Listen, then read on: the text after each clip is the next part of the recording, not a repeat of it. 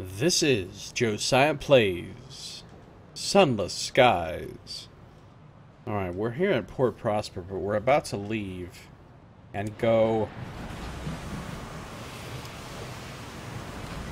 through the relay back to Albion. Albion my way.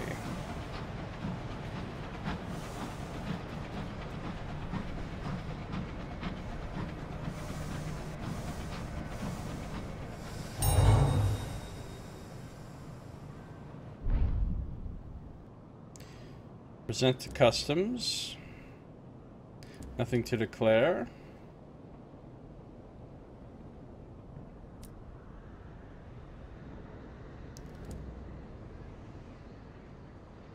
I've still got 9 permits, so we'll go ahead and use a permit to go first class, which reduces terror.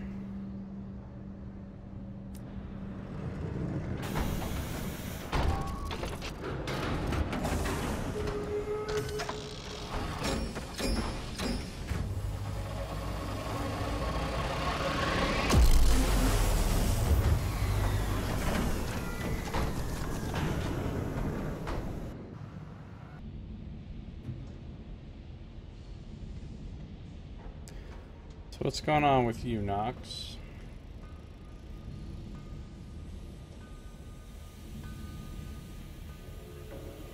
I pretty much slept all day. Still feeling kind of blah.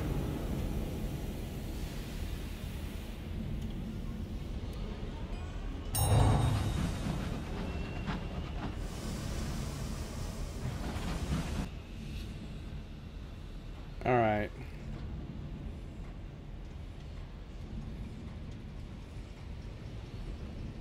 Let's see.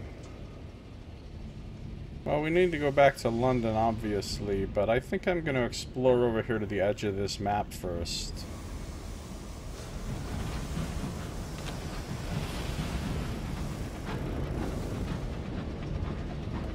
Chugga chugga choo choo.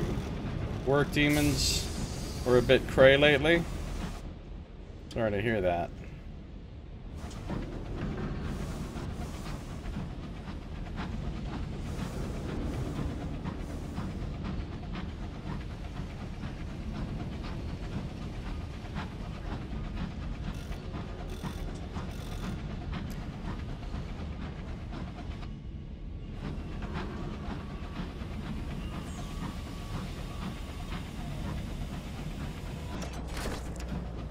Short week hijinks, right.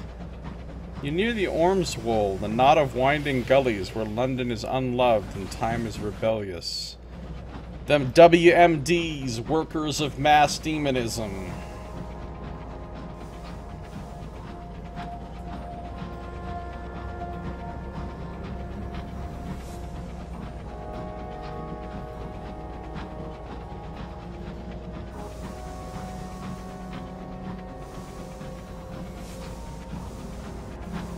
Here's a big old chunk of rock. Oh, did I find a wind?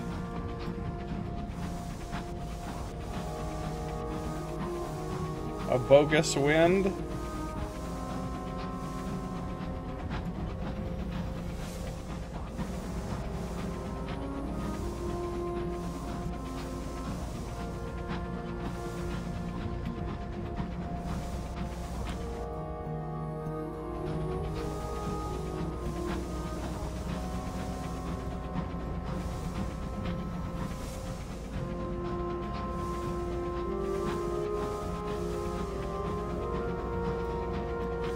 Not really, not a wind like they have in the Reach.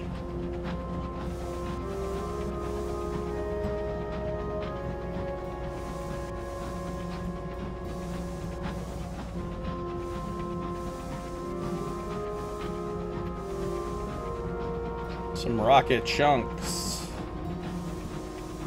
Them rocket chunks.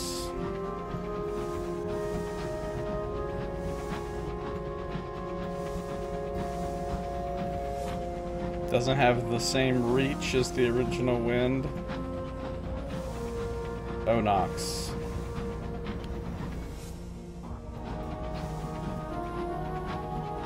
Hey, hey, hey, son Gnif. How you doing? Nice of you to deign to come visit us.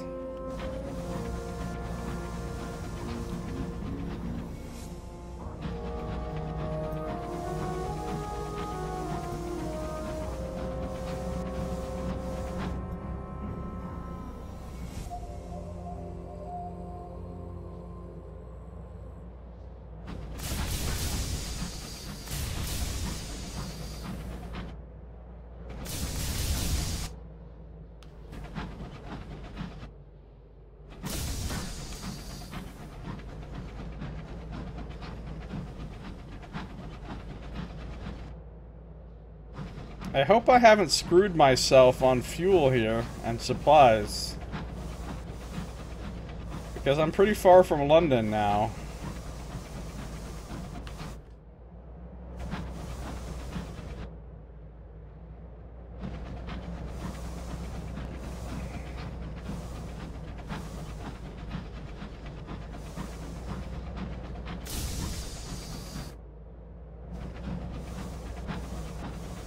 Be bad if you had swindled yourself. Oh, Nox, you're drunk as fuck. I find this entirely unsurprising. Nothing about that statement challenges my worldview.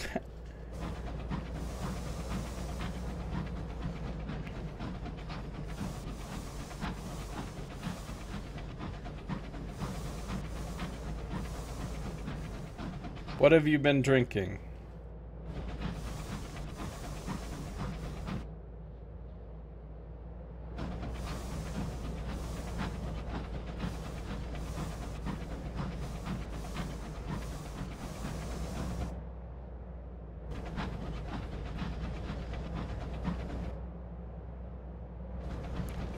You had swindled yourself, he said. Oh, we found a weft.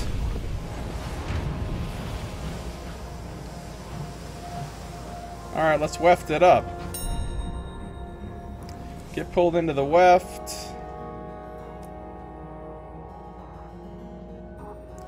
Remain in the weft.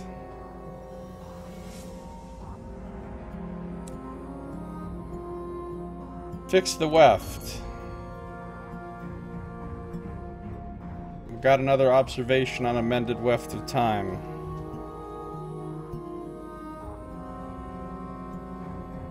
Ah.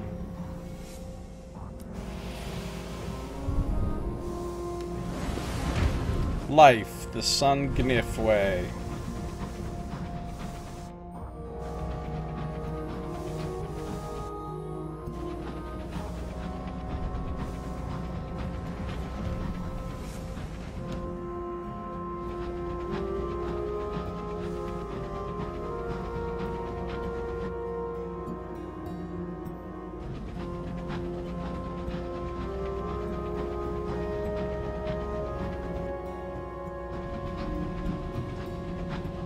Sobriety sucks, man.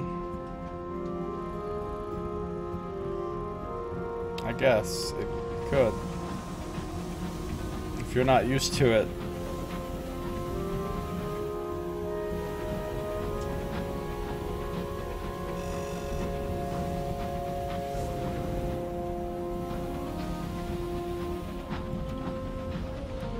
The key is to become a masochist and take a certain sick joy in the pain.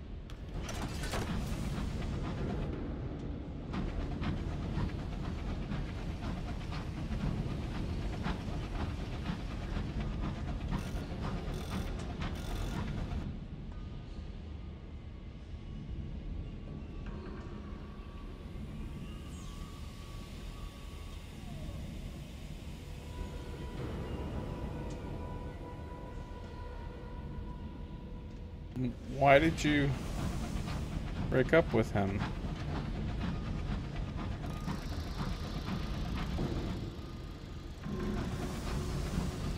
Some sliggins coming out of this pipe that I don't appreciate.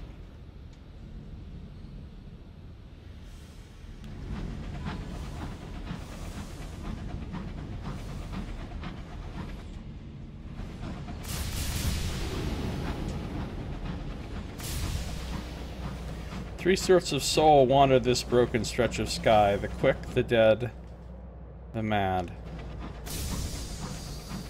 Oh, we're all quite mad here.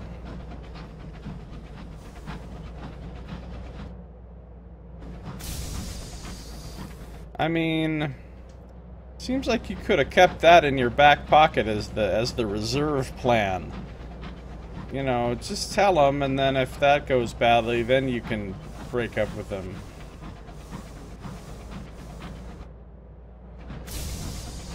We found the Blandford columns. So bland.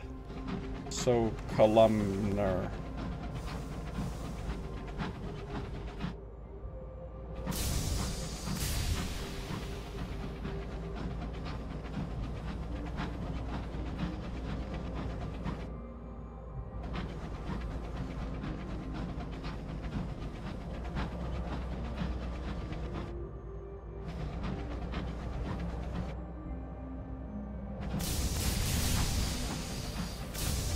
See, all this drama that you're experiencing and turmoil is exactly why I stopped doing relationships.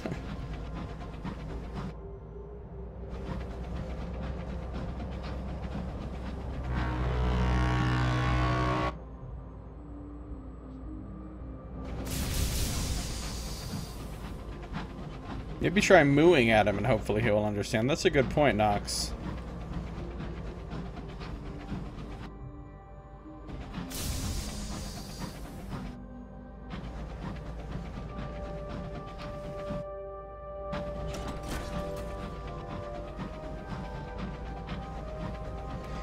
He must really care about you.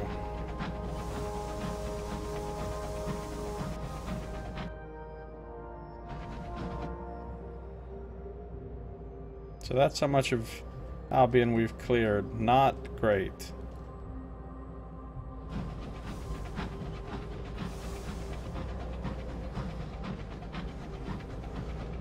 Don't you do it, Dreadnought. Queen's colors blaze in the distance, gold and glorious black.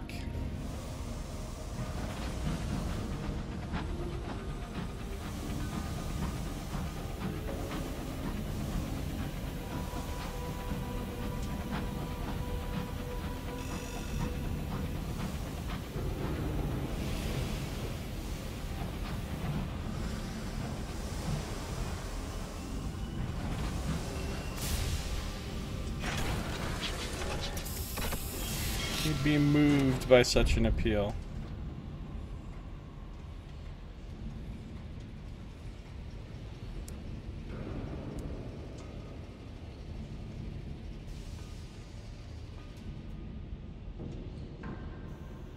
So now there's more prospects than I can possibly do. Okay, hold on.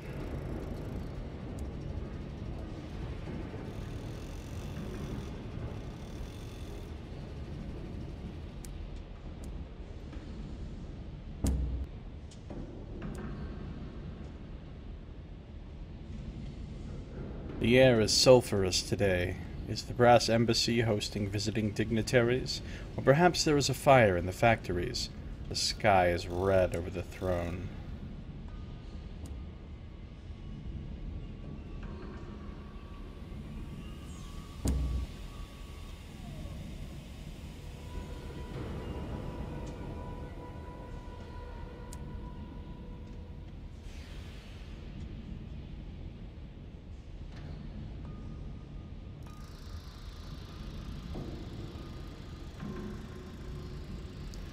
Fucker put a hit out on me? Why would anyone put a hit out on you?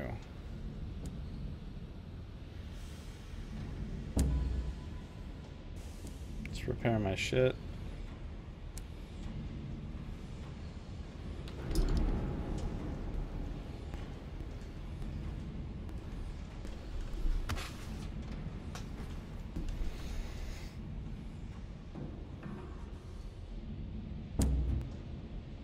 Wait, I can't deliver my port reports yet. I'm trying to collect 5 for... so I can say I got 5 on it. No, that's not why, but that's a good reason, though.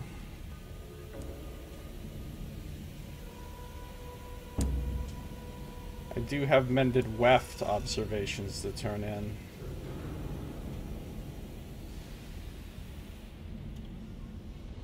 I got 5 gratitude from the ministry.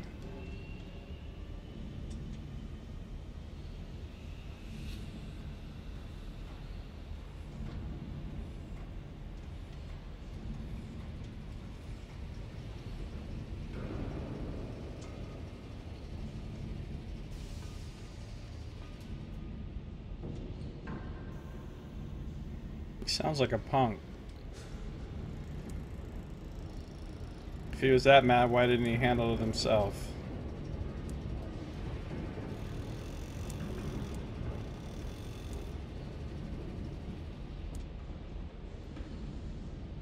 Stolen some beer from him. You thought he was trying to steal beer. Wow.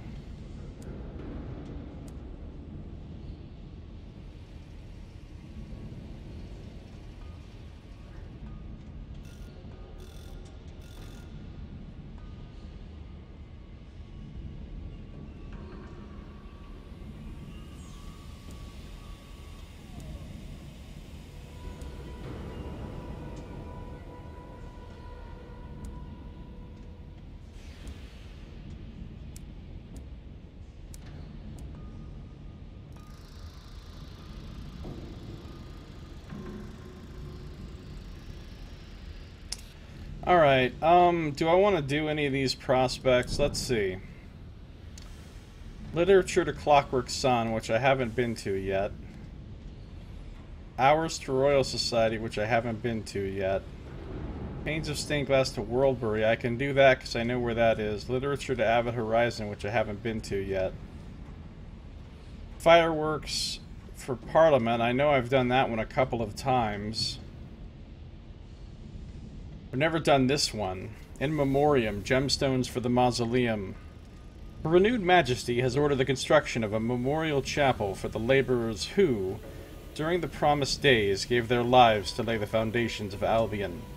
5 casks of Navarrete gemstones are required for its grand mural to depict the blood, the sweat, and the tears. Mausoleum lies some way to the east of London. I don't have any place to buy Navarrete gemstones, though. How many Navarrete gemstones do I own? I own exactly 5. Unfortunately, if I give up some of my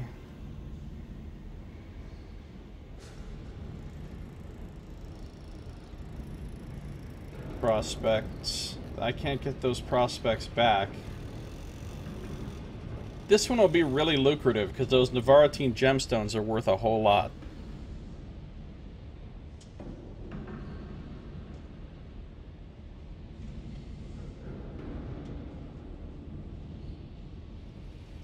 I didn't even know they had Hell's Angels in Denmark.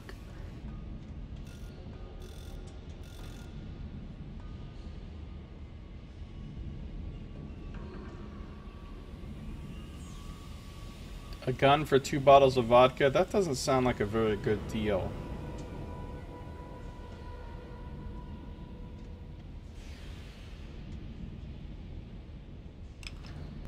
It sounds like a tremendously poor deal.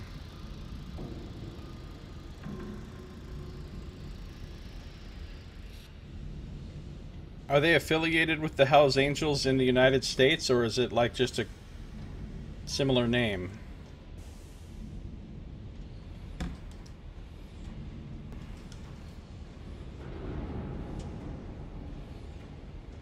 They're global. Wow. Well, good for them, reaching out and so forth, getting all multicultural.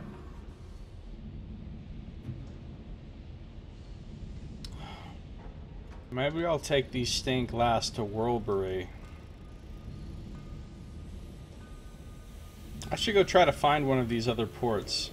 Also, what am I even doing with my life?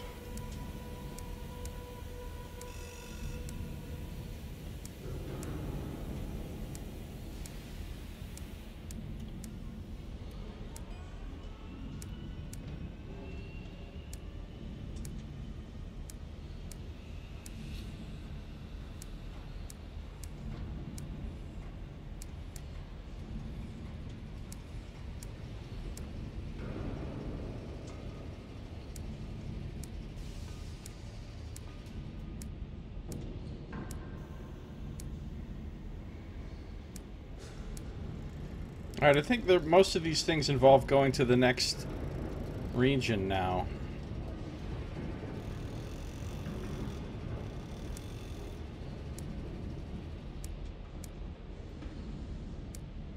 Yeah, there's not really any quests I can work on here right now. Basically just exploration, finding ports, and doing prospects at the moment.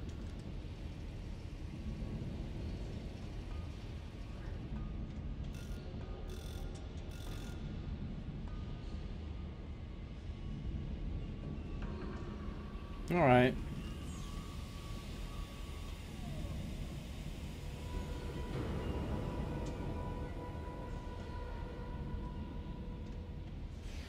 Your whole life, son, is like, you know how they have, like, the many worlds theory where, like, every time anybody makes a decision, they're branching off in two separate timelines or two alternate realities of this is what would have happened if they did this versus this, and in some other reality, the other events are playing out that you didn't choose or something.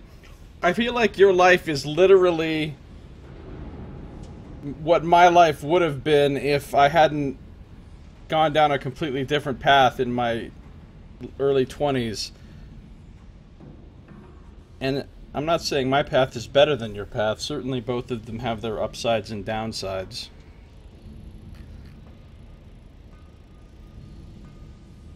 But man, it's been so long since I lived that kind of lifestyle that it's hard for me to imagine being my age and still being involved in all that drama.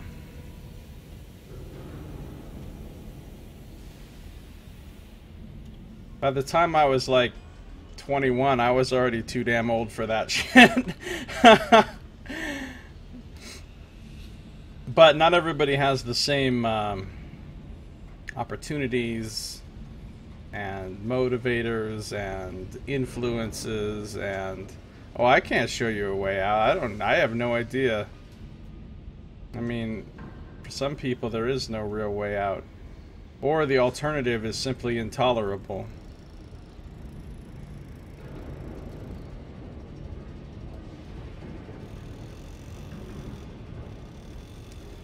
Alright, I'm just gonna go...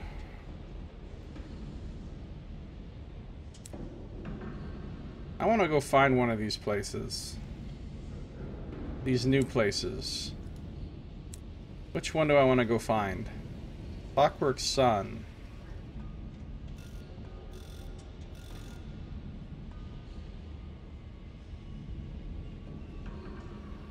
Let's go find the Clockwork Sun.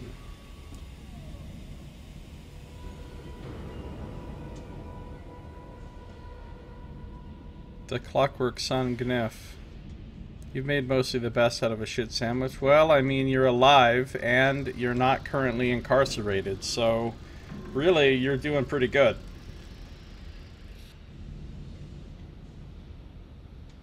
You haven't been permanently maimed in some horribly life-ruining way.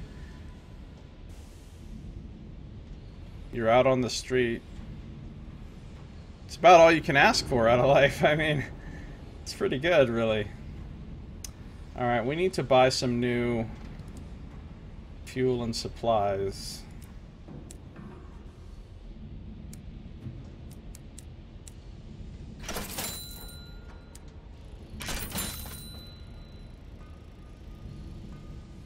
We're gonna go find the Clockwork Sun to the southwest of London.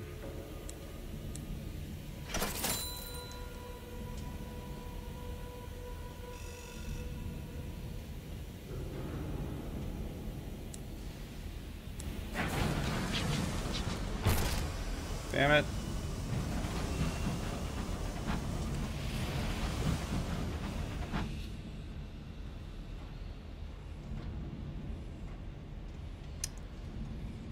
I guess it's down here somewhere.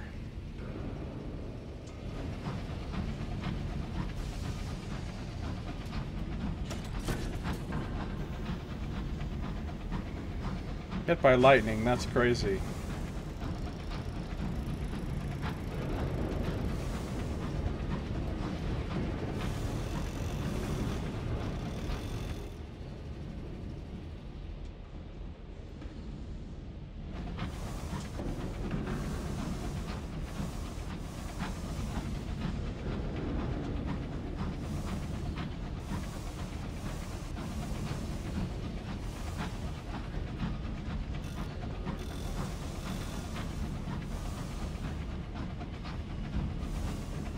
Permanently fucked up your ability to sleep? Well, that sucks.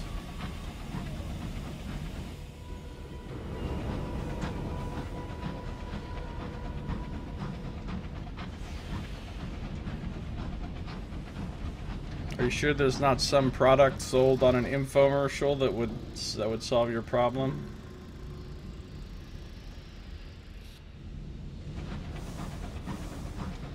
Teeming factories, choking smog. The light of the clockwork sun is dulled as if shining through gauze. Only kill the part of your brain that left you intact. Yeah, I mean, did you really need that part of your brain anyway? I mean, there's a lot of our brains we don't even use, and there's a lot of redundancy built in. We can lose a good chunk of brain and be fine. Oh wait, is there a time weft? Did I just pass a time weft?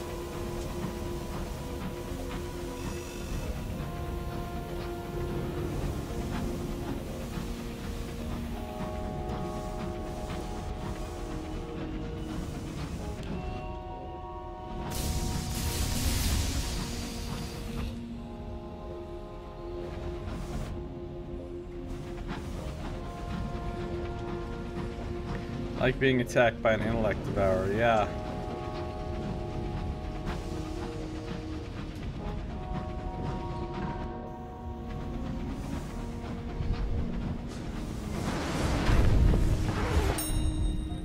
Well, I didn't get hit by lightning, but the experiences of my adolescence certainly left me down a few points of intellect. Alright, we're going into the weft. Pretty basic shit, as usual.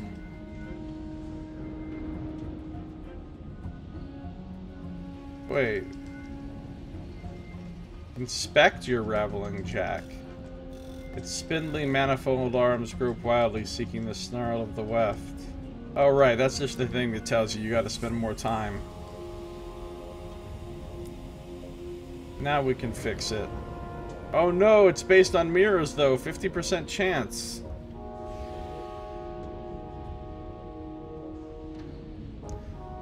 Let's remain again. Alright, now I can fix it with veils. So we got another weft thingy. Ball lightning. How did that happen? Oh, you can't get into phase 3 sleep? Oh, that's the most important part.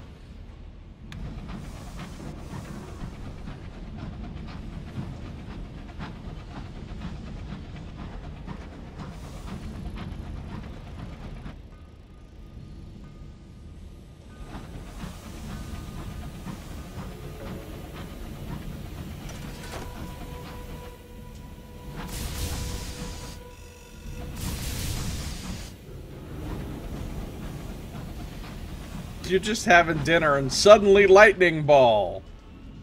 That's some bullshit right there.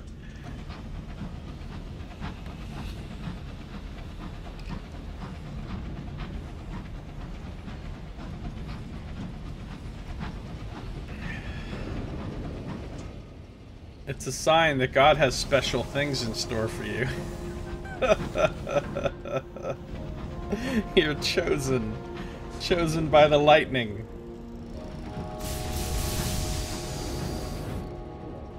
Calastra outside casting evil magics. Yeah, basically.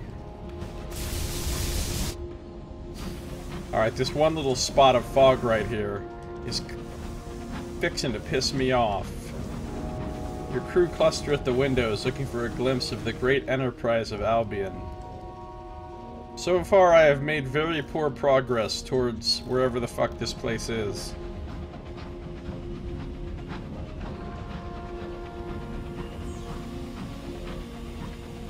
Ass in my face.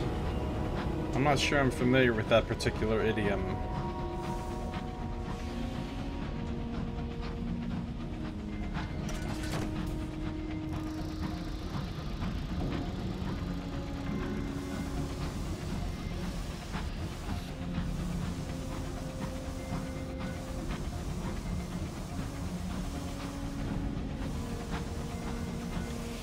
people at Brabazon should stop complaining.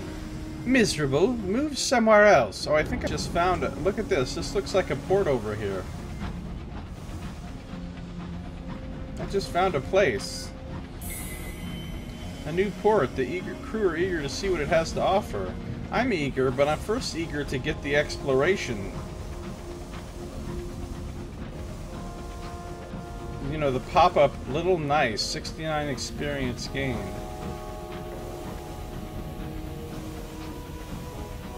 Well, this seems like a nice place, although little.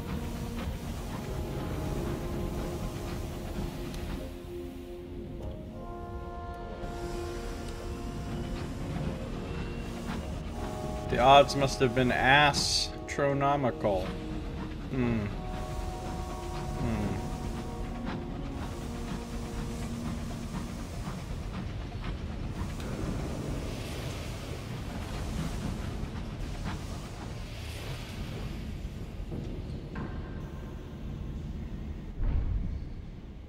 The bit between. The Brabazon work world. The officials of Brabazon never bothered to formally name this waypoint. Captains dock here to pick up goods or deliver workers. It is not a place to linger because of the proximity to the accelerated time of the work world.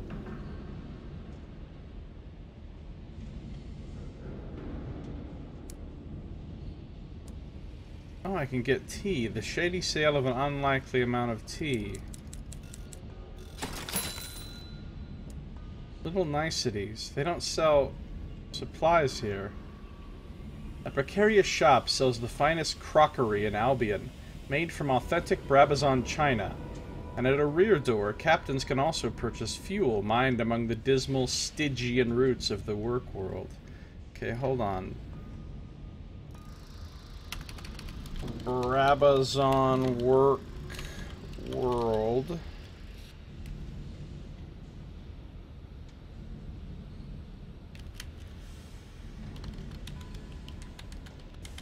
Little niceties.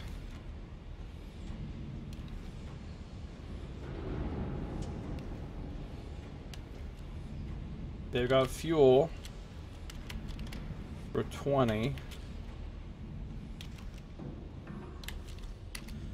They've got crates of nostalgic crockery for 50.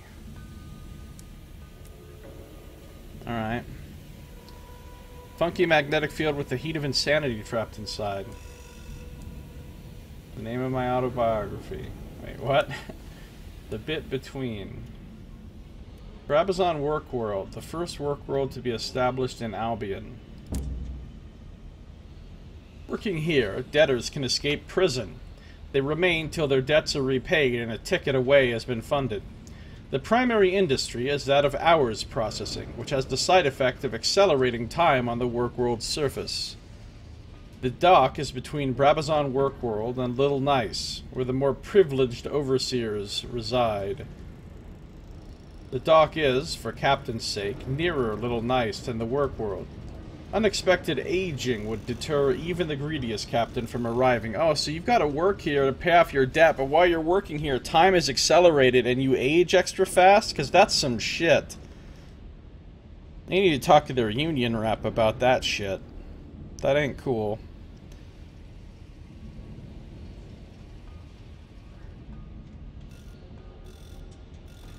Insurance didn't believe we'd been struck by it.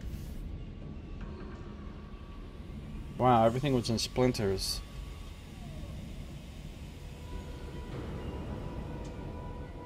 Yeah, Saito could give us a windblown chicken type account of ball lightning, I'm sure. Using a bunch of terms that I don't know what they mean.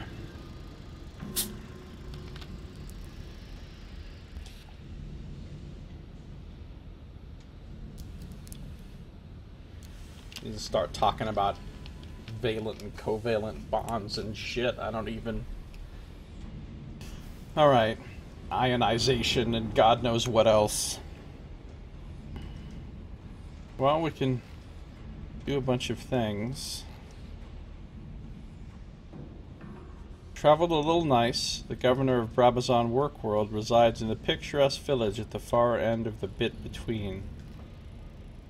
Join a tour of Brabazon Workworld. With the right forms, you can requisition hours. The tour guide can use those to ensure you remain safe. Have to use a permit.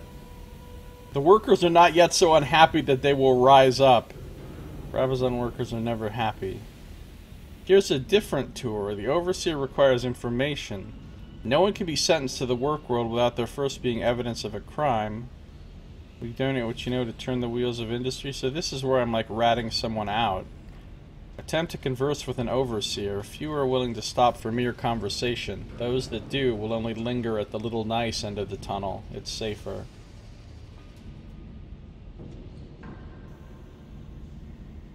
I can donate a barrel of hours to take a tour. A neatly printed sign offers tours of Brabazon. Witness the worthy work of Albion's unfortunates, blessed with toil. Blessed. Hashtag blessed. That's like the blessing of Saito.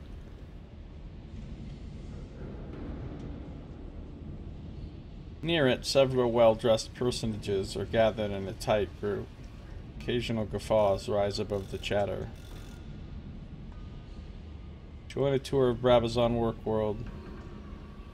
This is one... Oh, I see. I could have some smuggled starshine.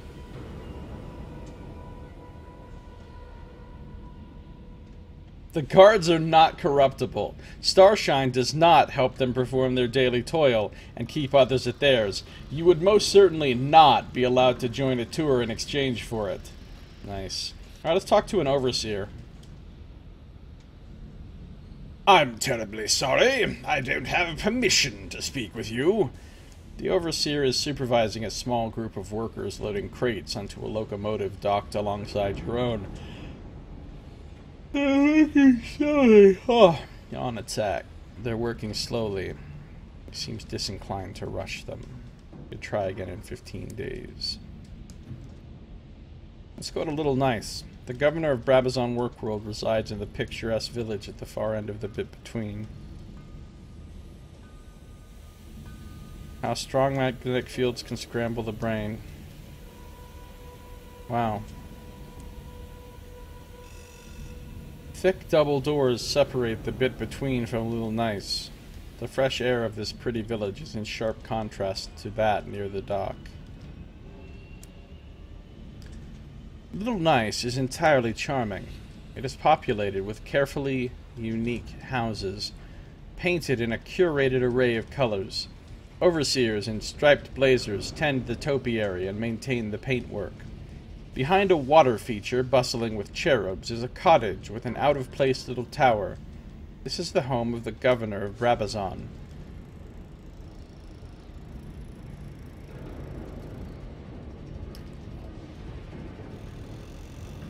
You know what annoys me in life? I've been thinking about this lately. People who think they deserve something. Look, so many problems come from the fact that people always think they deserve this or that. They think they're entitled. They think they deserve better. Right? Like, I deserve better than this. And so they imagine other things that are better and they think they deserve those things. And therefore they're willing to do whatever to get those things. Or step on anybody. Or, you know, because they deserve it. I deserve it. Nobody deserves shit. You're a fucking globby bundle of fucking chemicals that somebody shit out their vagina. You don't deserve a fucking thing. The only thing you deserve is death. And you're gonna get it. Beyond that, you get what you get. Fuck this entitled, deserving bullshit. I'm just saying. See, these people that live here in Little Nice, they probably think they deserve to live there in a place that's nicer than where the other people have to live.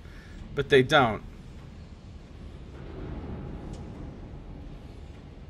You did something nice for me, so I deserve to stretch your tight little sphincter. That's not a good way of thinking.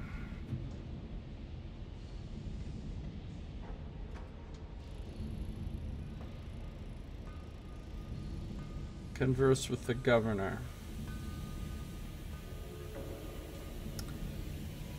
I can give gossip to the governor. The governor runs Brabazon. In the absence of more direct control from London, he is all-powerful here.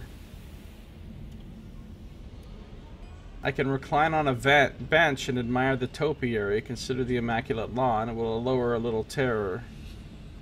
Freshly painted, swept clean, available for sitting upon. I can write a port report. The Brabazon work-world is one of several, but it is preeminent among them. As a major industrial center, it is of interest to many. The overseers here work hard to ensure Little Nice remains perfect. From the freshly painted fence curlicues to the newly mown grass of the lawn. It's hard to get a sense of what's going on in Brabazon from your current, curated surroundings. The overseers themselves are no use. They must have been briefed. Each gives you clearly sanitized information. You only have to speak to 4 before you hear a repetition. You will have to go down to the work world itself to learn anything true about Brabazon. You cannot get a report on Brabazon Workworld from Little Nice. So it was just a fucking red herring report. I would love to converse with the governor, I suppose. I have plenty of gossip. I don't think 2 gossip for 1 tea is a good trade, though. I'm immensely proud of our workers. Industry's up. Our refining is more efficient than ever. Our weavers are the best in the region. I've even heard rumors that Her Renewed Majesty commented positively on a glass piece made by one of our very own blowers. He beams at you. Albion wouldn't be the same without them. Haven't been in a fight for almost 9 months. Well, congratulations.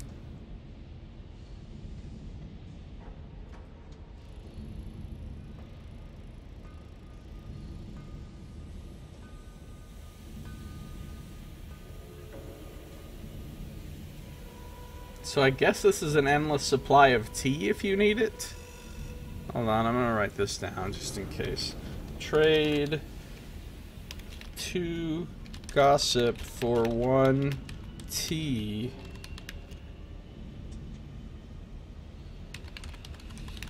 Just in case I need a bunch of tea for some reason and I can't get it anywhere else.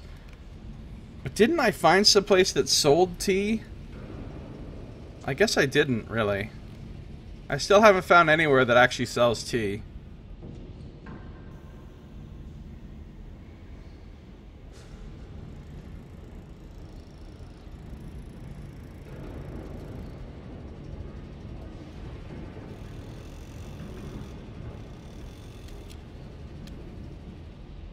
Okay. I don't have any terror, but I'll recline on a bench anyway. Admire the topiary, consider the immaculate lawn. A pocket of peace. The grass is immaculately cut. The hedges are trimmed. Stars burn silver above. But it is hard to ignore the thunder of the hour looms, spinning their knot of hurrying time over the work world below. Hour looms. Pretty crazy. We'll go back to the bit between. The scent of freshly cut grass follows you into the bit between.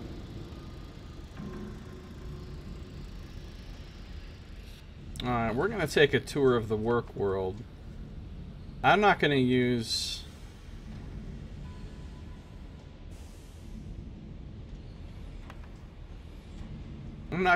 information against people. I'm going to use one of these dumbass permits. Tour guide can use those to ensure you remain safe. The overseer checks over your permit and sets aside some Brabazon hours to be woven for you. She hands the group over to the tour leader, who shepherds you all into a side room. Hour loams. It's soggy, but makes a good pillow. What? The tour leader hands out thick cloaks to keep off the smut. The group covers itself. The hood lends one woman, with her hair coiled up high on her head, an awkward shape and unexpected height. Satisfied, the tour leader begins a briefing, so now I assume Marge Simpson is on the tour. Receive a carriage clock. The tour leader presents you each with a carriage clock. As you know, time on the work worlds moves more velocitously than it does outside. In order to exempt you from the effects, we've had the looms spin a fold of external hours to cover the tour. Please carry these carriage clocks. They will show you how much time your protection will last for. Please don't stray. He pauses for emphasis. It is crucial that you stay with the tour. If your time runs out, every minute it takes for us to realize could be hours for you. There is a flurry of anxious whispers. Once it has subsided, the group is led onto the work world. Your carriage clock ticks merrily. You have plenty of time. That is one merry clock.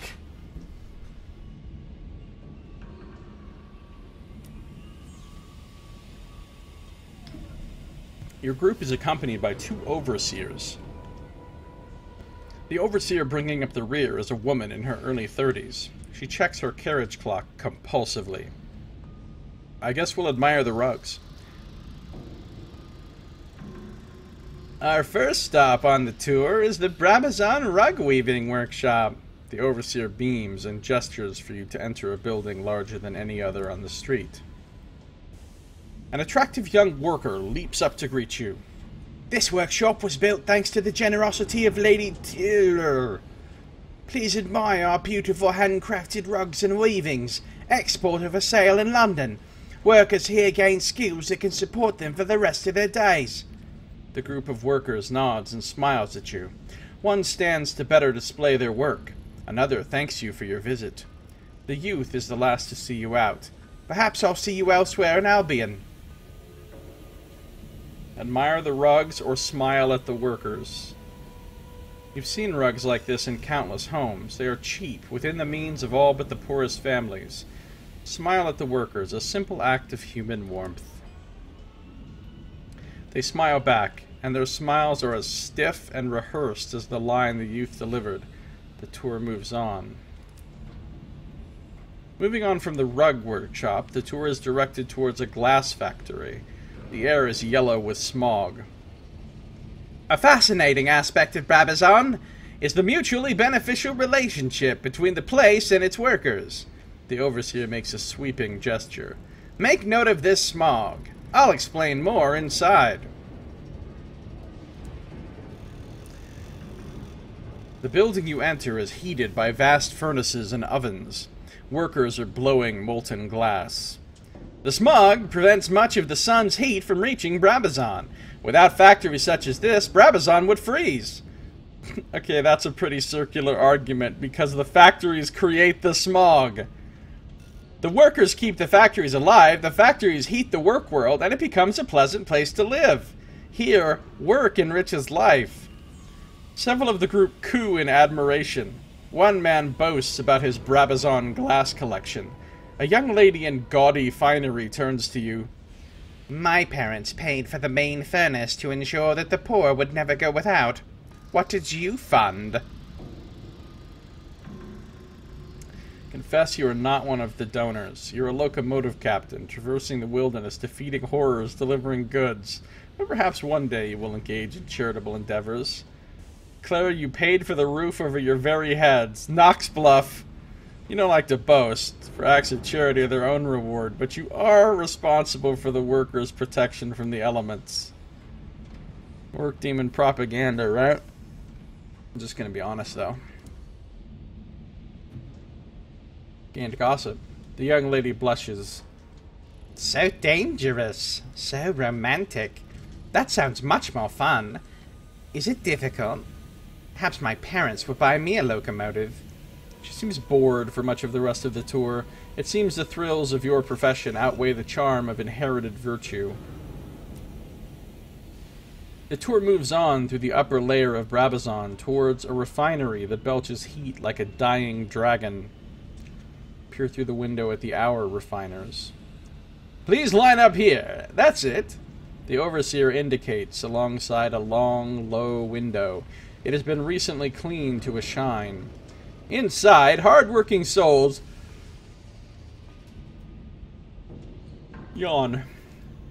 refine raw ores imported from the Reach. After this process, they may be spun in hour looms and put to use. He taps his carriage clock as an example. The refinery is a clamoring, roaring space of long benches, sweating workers, and rolling smoke. The overseer explains. The geodes containing the hours are cracked open, and the fibrous strands of salt-like time are separated with small chisels and saws. Men and women do the former work.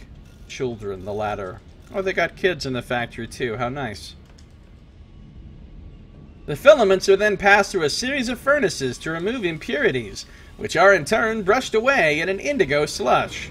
The slush is raked to ensure not even a stray minute is lost. Right. Once the seconds and minutes and hours are extracted, they are seasoned, taken from a very high temperature to a very low one, and back. After this, the tangled clumps, the color of the sky just before dawn or after dusk, are carded and wound onto spools in long filaments. The overseer raps sharply on the window. As the nearby workers look up, smile, and wave.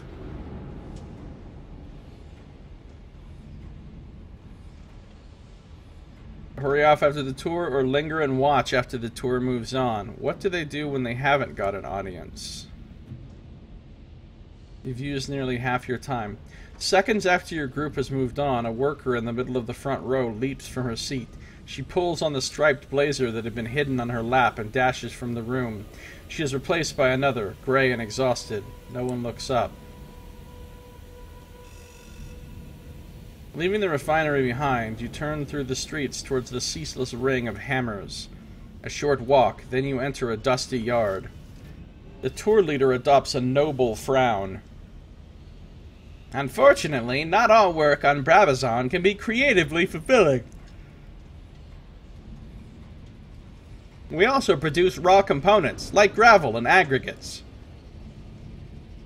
You have looped back to a yard near the bit between. The second overseer is already there. Men and women, hard with muscle, bright with sweat, are breaking rocks with sledgehammers. They wear vests and breeches, with cloth masks to keep out the worst of the dust. We equip our workers with safety gear, just in case prolonged exertion in this air might prove unpleasant. Right, might. As you can see, the regular exercise ensures they are strong and healthy.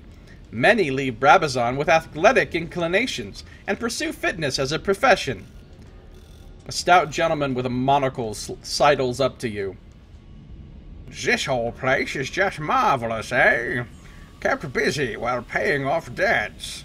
Given new skills and education. Simply marvelous. Why not? Marvelous, the very word. I can equivocate.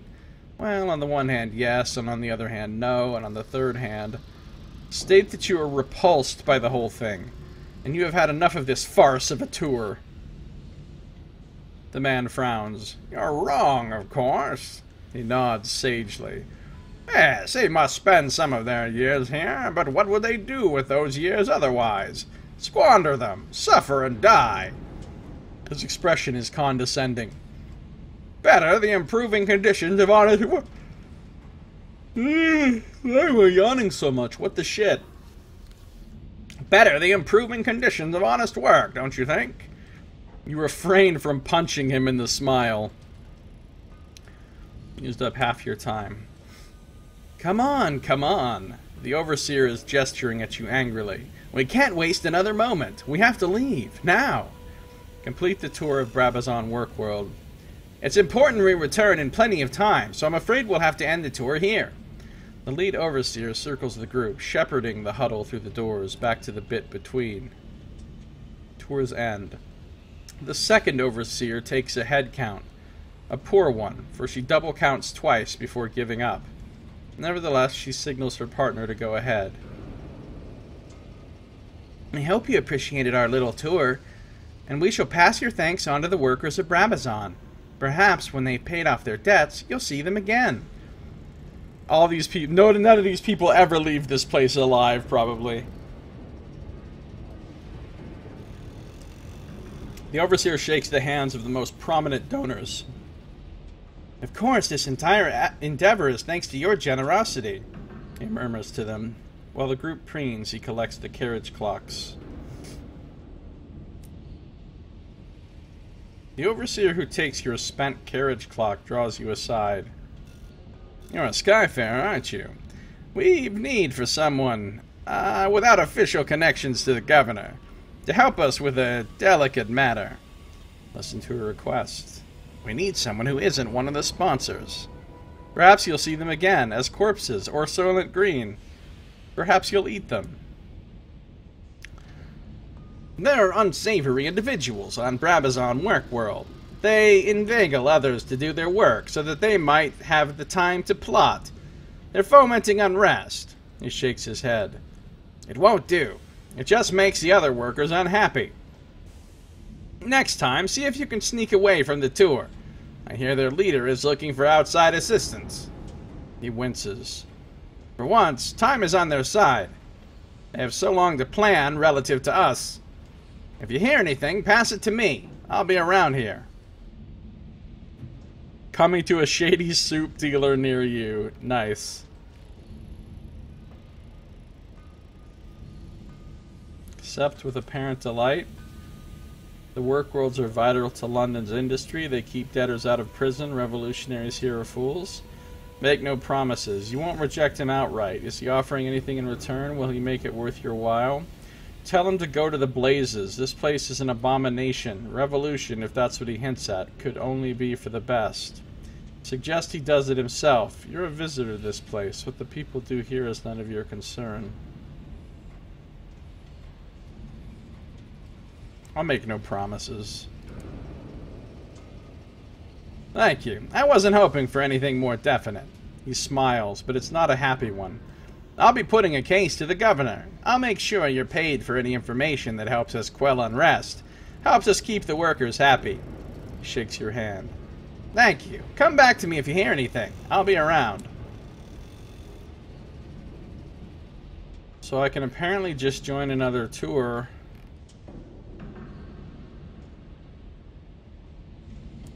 There's not really anything to do in Little Nice, I don't think.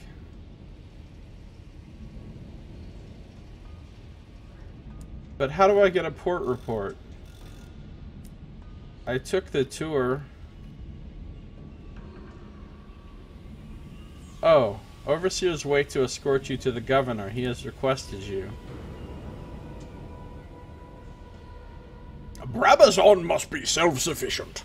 Without industry to justify their lighting, our fires will go out. We must have work. His brow furrows. The workers refuse to understand that they live... Damn yawn. That they live so long as they work. That is not a threat. It's the fact of living here. They require hope. Give it to them. Not enough to stir them into revolt, but enough that the fires remain lit. Alright.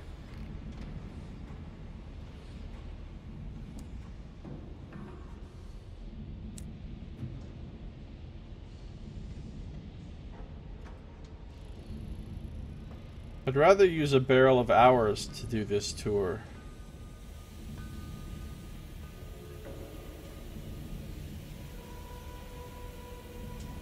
So I think I'll come back another time.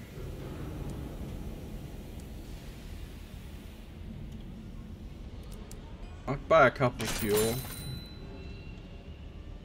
I'm not thrilled with my supply situation, but we're just gonna move on. Yawning Snake Portal.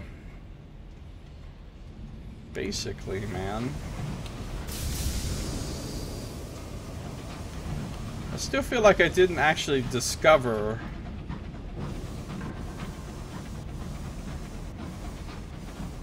the actual thing. Like, here's Nursery 12.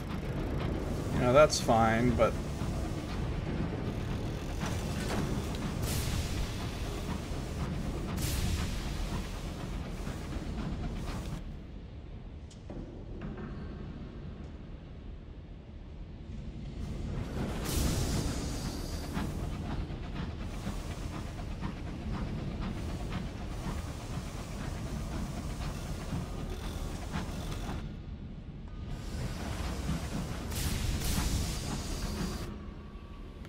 You know how I know I haven't discovered it? Because look, all the places you've discovered, you get big text on the map. Plus, I never got, like, the big fat chunk of XP that you get for actually discovering a place.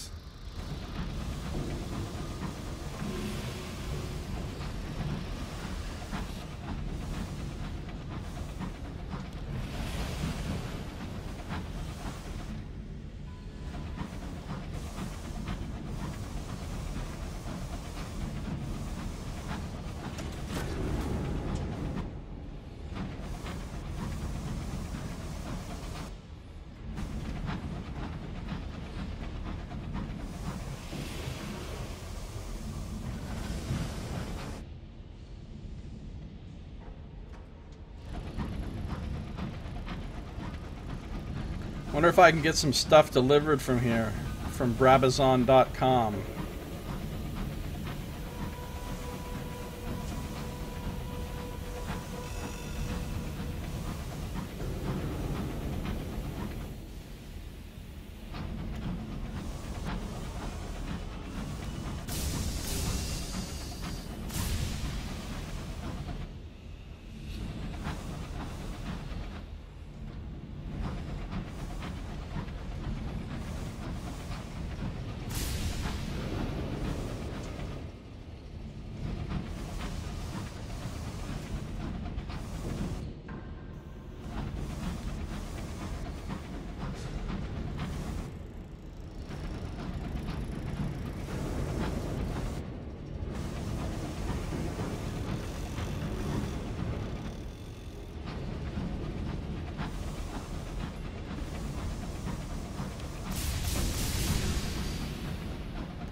Carrington Remedial School.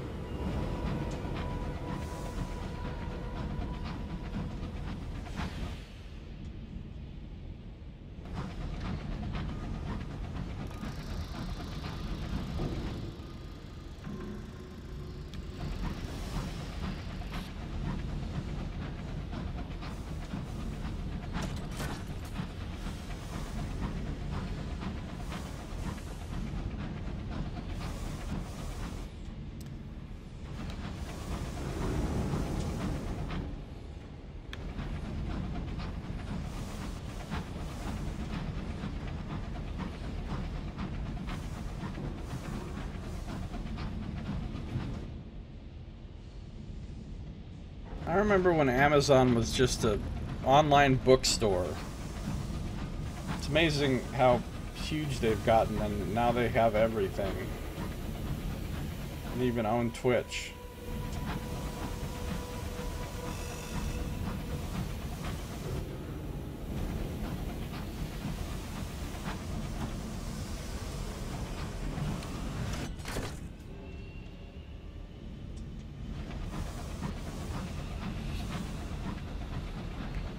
It's Amazing.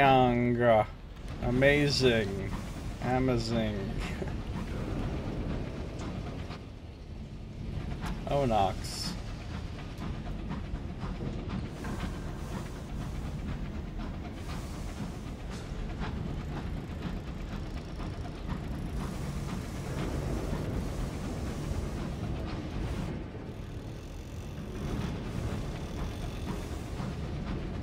The inconvenient aunt looks up from her newspaper. Brabazon, unhappy?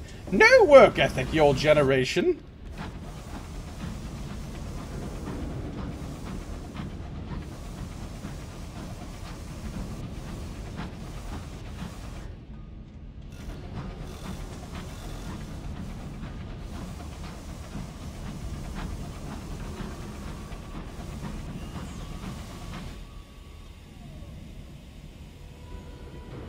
Still no Brabazon discovery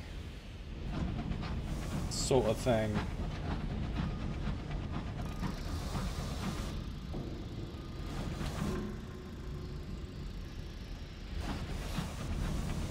Well, now I gotta go back to London.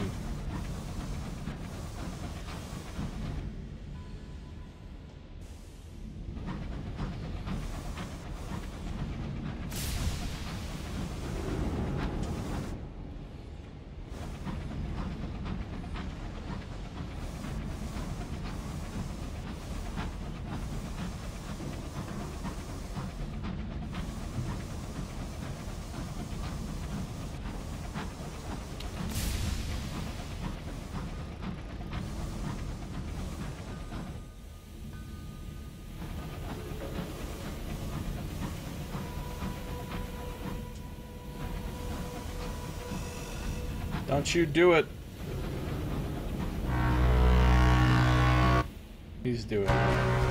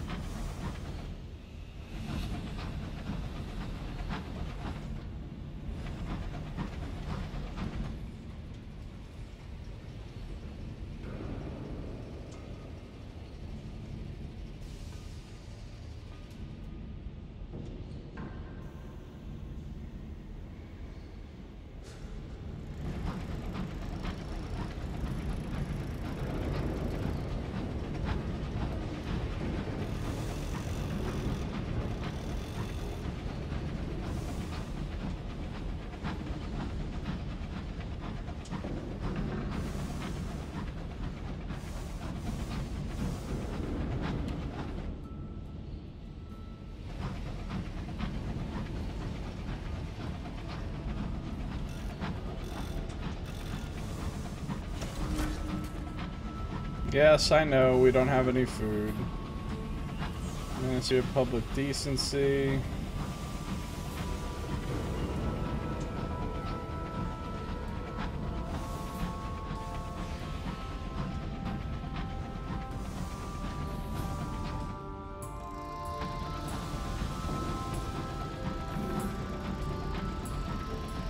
The Throne of Hours.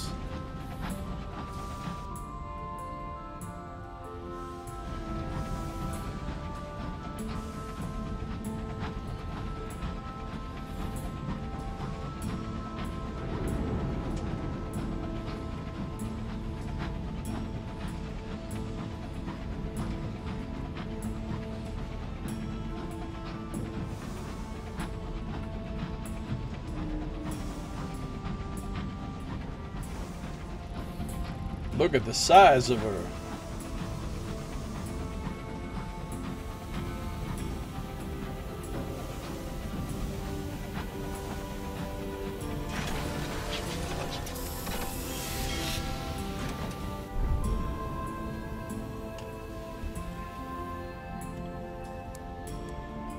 So there's still these other prospects that I really want to do, but I have to...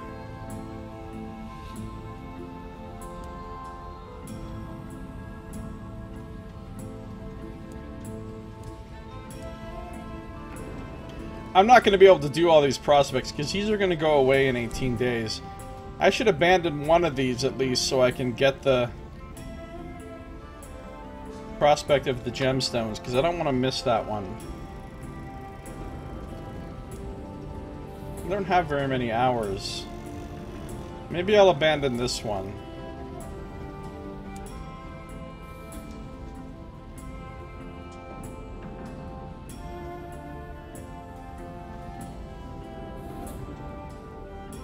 And I'll grab this gemstones for the mausoleum one. Hey, Saito, how you doing?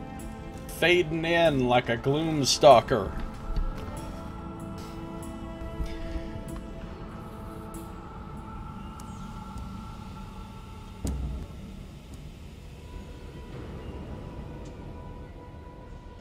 Read that before.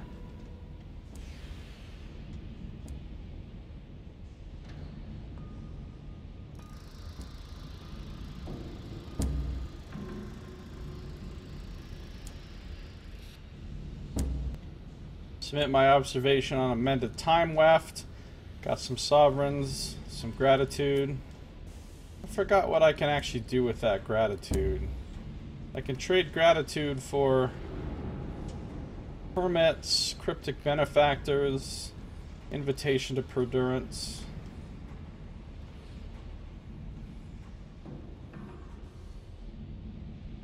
And other stuff. I have 6 gratitude. You need 16 for a royal dispensation. Whatever that is. Getting a new chair for your computer room. Nice. How's your refrigerator? Tell me it's been fixed.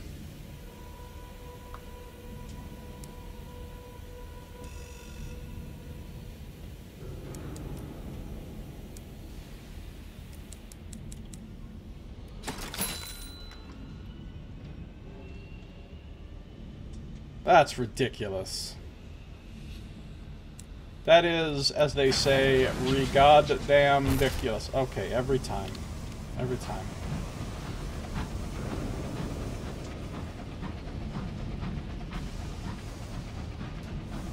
Supposedly coming by Friday? Supposedly.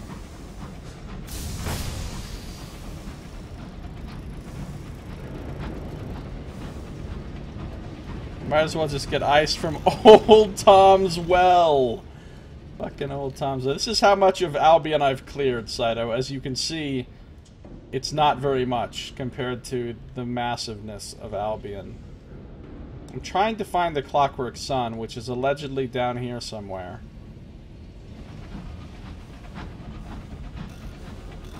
Also Bonk, yes.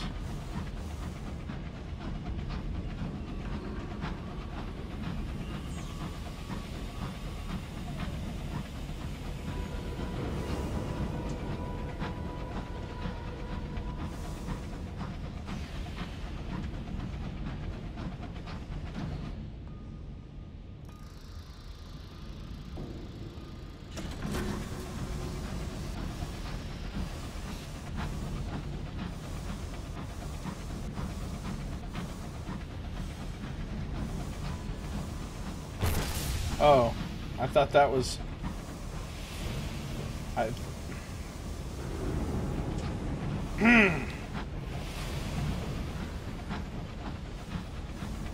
Don't worry, it's covered by my, my locomotive insurance. Are you in good hands?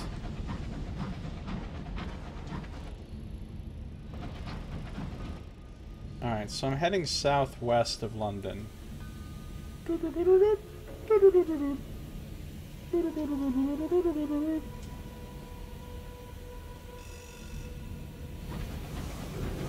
I'm gonna go right past Brabazon.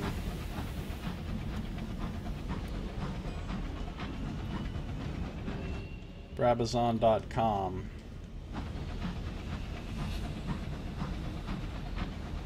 The flare of foundries through smog. You're nearing the work worlds, where apparently they work.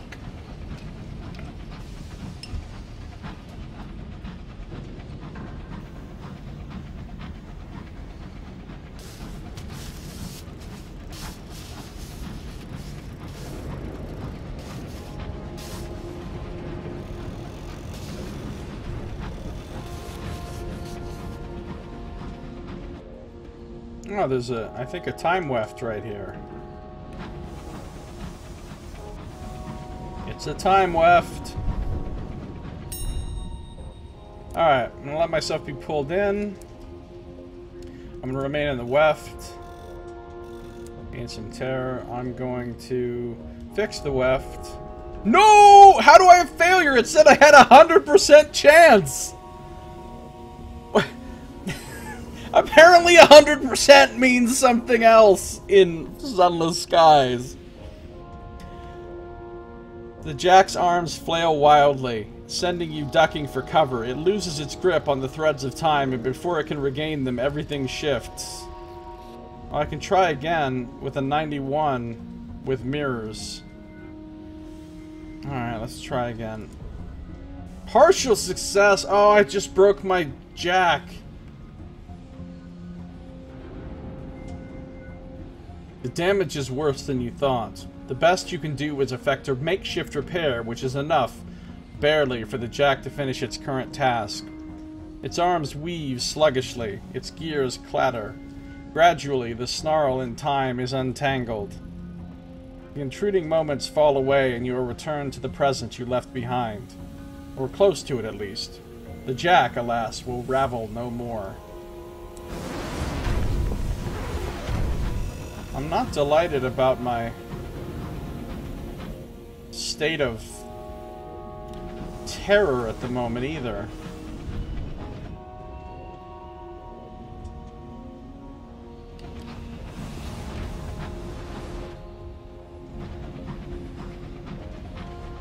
It got jacked up. Yeah, it did.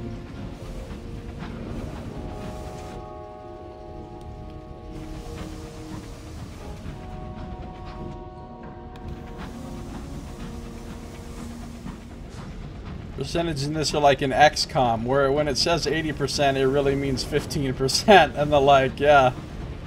Fucking randomness. RNG. Annoys me. If only someone designed an RPG that people could play. I could get the stomach for the researcher.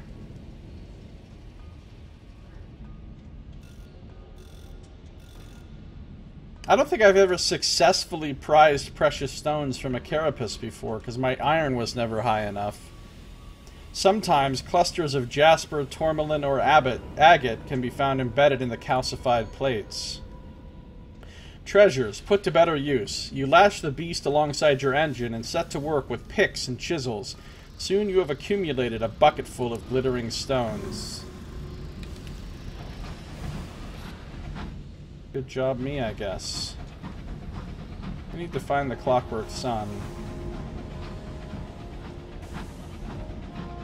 Hopefully there's some terror reduction there.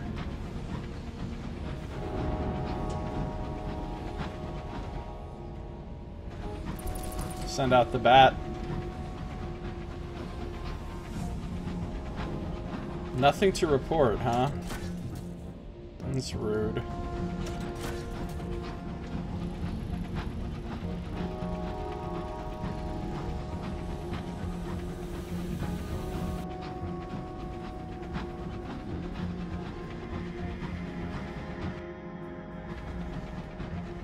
This all looks interesting. What's all this shit? What are these big crystals? Send out the bat again.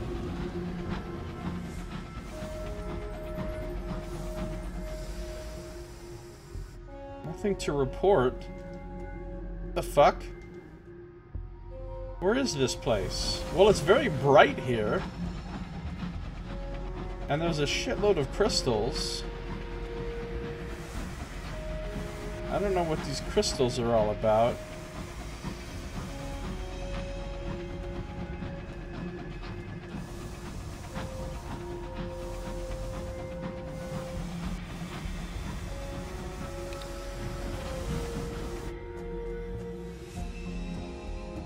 There's a horror down there, apparently.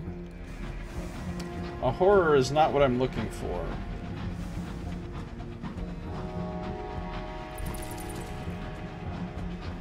Send out the bat again. Still nothing to report. You're a motherfucker, bat.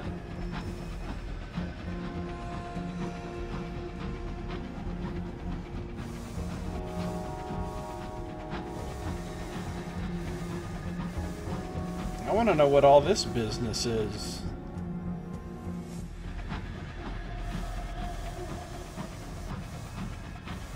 That one has a really bat attitude. Well, it is a diffident bat, so it's not really happy about doing stuff for us.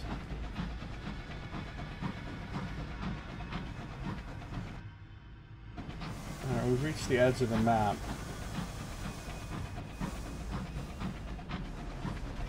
Whoa, what's this ship with crazy crystals on it and shit? A deranged dreadnought? No thank you. Oh, there's another time weft. Here, the clock ticks 13 times the... Alright. Oh, I don't have a jack. Why am I allowing myself... Well, it doesn't matter. We can get in there and Lose hull and gain terror. No, remain in the weft. Gain experience, terror, and tales of terror. Now, if I remain one more time, I think I can do the Veils thing, which is the best. Oh my god, my terror.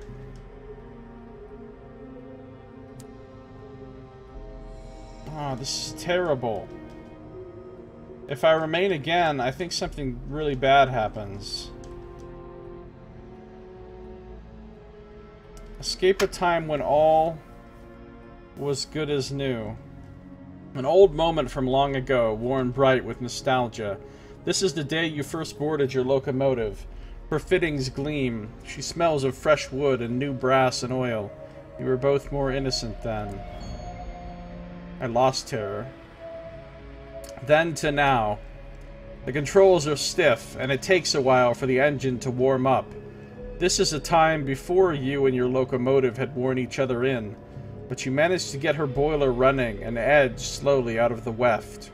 The past and present collapse imperfectly together. You emerge in a spick-and-span engine, but there are gaps in your memory of the time between then and now. You can feel their absence like missing teeth. So I lost a shitload of XP, which I don't really mind, because I'm honestly leveling up really, really fast, so... And I lost some sky stories, which I don't mind, because I have a million of them. And I reduced terror and fixed my hull, so that's okay. I'm alright with it. It's not great, but I'm alright with it. The clock ticks 13 times. The dates in your logbook writhe like burning witches. Time is broken. What's this? A pitiful scattering of plain abandoned coffins? I'm gonna reduce terror by paying my respects. That's all you can do for them. Silence as coffins drift past the windows. A stoker removes his hat. We got an asshole doing asshole shit here.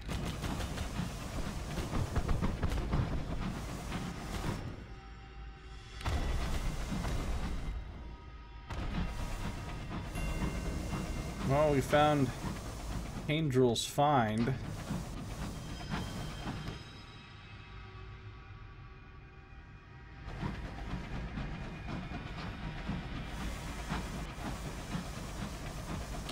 I can't leave that little bit right there. I understand. No, I haven't heard from Tim.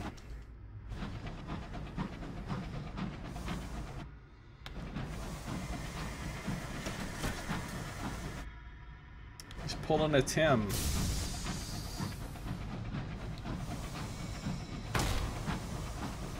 Bonk.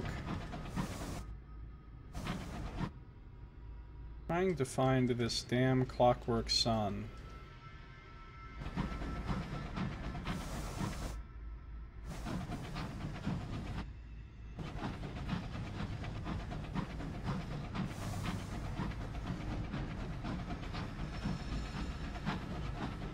Boxy shapes tumble in the sky. Oh, these are just coffins mixed in with the crystals.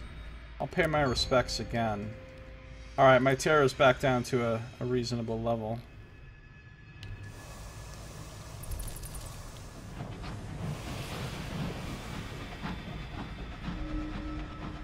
My scout found something.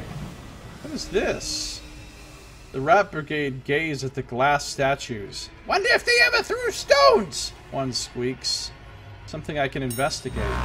Oh fuck! What did I just get? I got a condemned experiment. We found something over here. But the thing that's over there is not.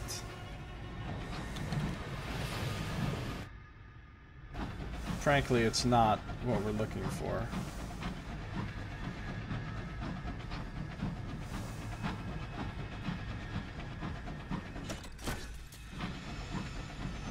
Here's another one of these things I can examine, though.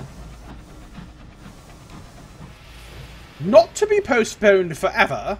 The inconvenient aunt watches the glass statues float past. Got some free munitions.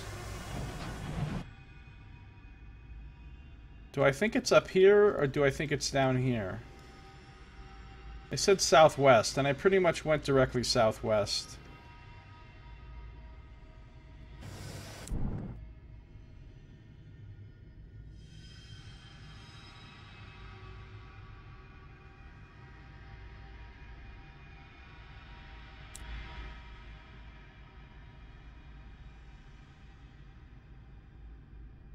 You must still be having tumultuous times? Oh, Nox.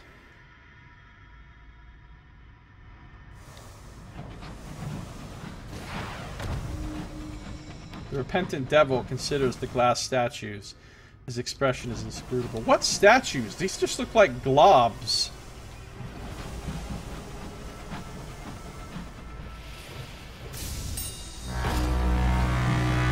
London holds its secrets fast, like illicit poetry clasped to a cadaver's breast. Okay, sure. Alright, well the light is getting brighter. Oh, we might have found it. Oh shit, don't run into those. This must be the Clockwork Sun. Tons of light is coming out of it. It looks all clockworky. Oh, maybe those things are underneath me and I don't have to worry about them.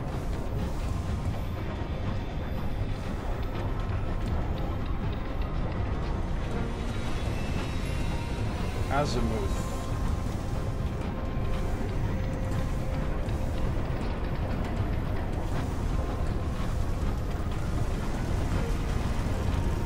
Guys, I think it's possible that we found the Clockwork Sun. The incognito princess stares down into the Clockwork Sun. She says nothing.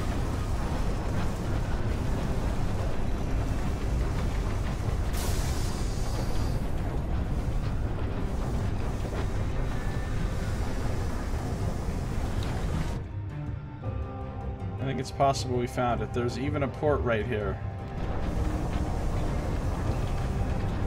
Light from the Clockwork Sun smears the windows. It's dim since I saw it last, the fatalistic signalman says. The Clockwork Sun.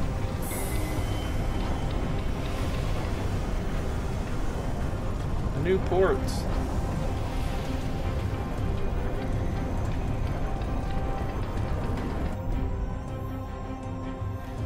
Sunspur. The dock is rarely used and its maintenance has lapsed. There's evidence of rust and metal strain, but only of non-crucial components. It's safe to stop, for now. Once inside the dock, the sun's scouring light is diminished. The question is... The dazzled sequencer requires 5 consignments of ministry-approved literature for the engineers who maintain the Clockwork Sun, to remind them of the culture that their hard work sustains. Clockwork Sun lies a long way to the southwest of London. The dazzled sequencer thumbs through the books with little interest. I'm sure these will do, though some of them seem frivolous. I prefer hymns myself. They sell fuel, but they don't sell supplies. Are you fucking high? A cheerful signboard lists the goods on offer. Her Majesty's finest coal and Her Majesty's finest stained glass sunproof windows. No comestibles, though. Nothing edible grows here. Alright, let me add the Clockwork Sun to my notes. Clockwork Sun.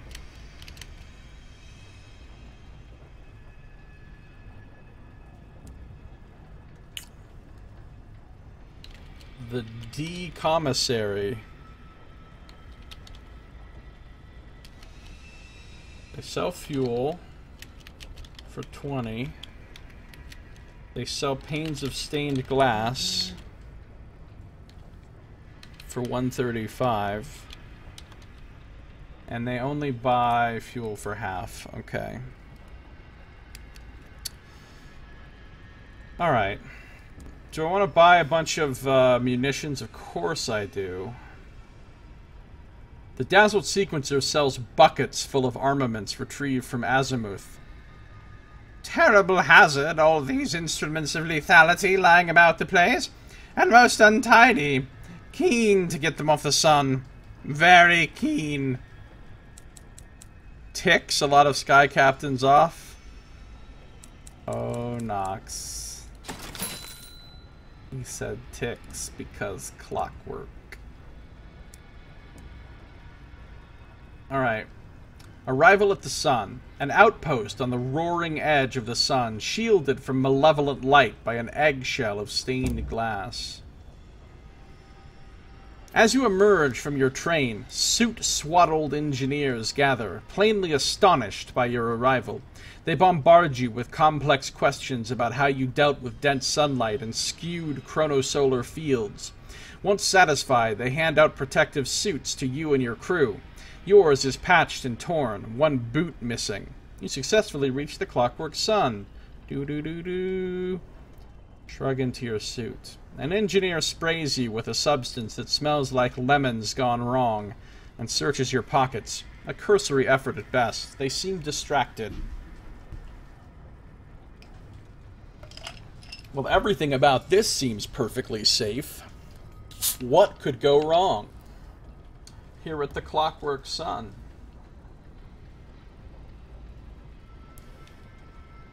What could possibly go wrong?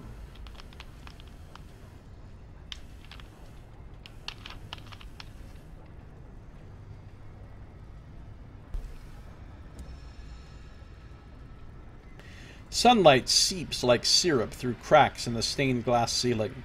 The floor shudders in time with the churning machinery far beneath your feet. The air has a tang of chemicals, bonfires, and rain. Pistons pump, cogs turn, and suit-swaddled figures tend to the enginery, bellowing over the shrieking metal. Let's write a port report, which apparently... Oh, I see. Oh, you needed 39 at most? You're telling me if the Clockwork Sun got 1 point stronger, I couldn't get a port report? That's crazy. The Clockwork Sun is the preeminent symbol of the Empire's heavenly dominion. The newspapers in London call it enduring, everlasting, eternal. The heart of the Empire. Engineers flock to you. You need to tell London what's happening up here, they say. Tell them to send more engineers, send resources, send help, something, anything.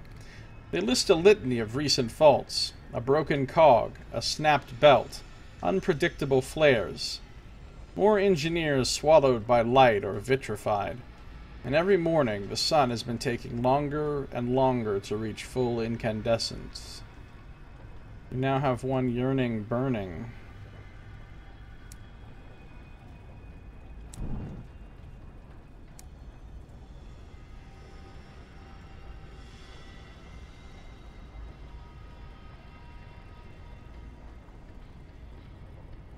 The greatest achievement of British engineering. Visitors are not encouraged.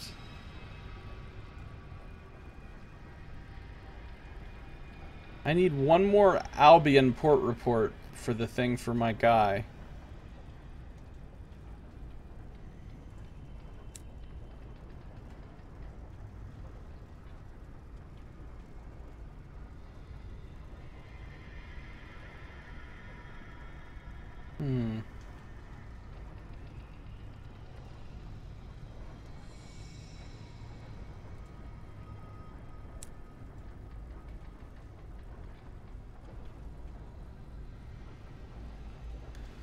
Head toward the sundial-shaped building.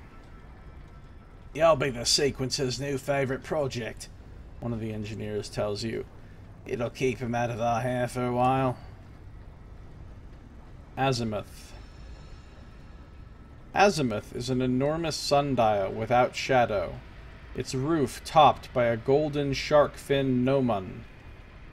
There are still racks of yellowed pamphlets on the walls. It once served as a kiosk, selling tickets to sunspotters, the pilgrims and tourists that were expected to flock here. These days, it is more like a temple. Frescoes on the curved walls depict the triumph of the new sun over the old. I have 2 yearning burning. I have a feeling those aren't really good things.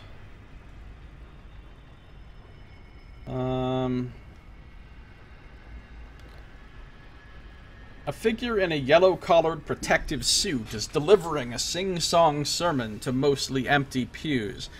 The dazzled sequencer looks up, delighted at your approach, and hurriedly wraps up his speech. He offers you tea, with a flash of 2 white teeth. He uses crest whitening strips. Ask the dazzled sequencer about his role on the Sun. The only other people up here are disturbed prisoners and exhausted engineers. The sequencer's function. I'm a priest of the new sequence, declares the sequencer. The brightest truth, the wildfire that has swept Albion. He points out at the expanse of the sun. There burns a beacon, a savior, an aspect of God. We venerate the clockwork sun and its immortal architect, our empress. I'm here to greet pilgrims and safeguard the souls of our engineers. Azimuth is also the only access route to the sun-shattered dome, an exhibition hall that was built back when we received more visitors.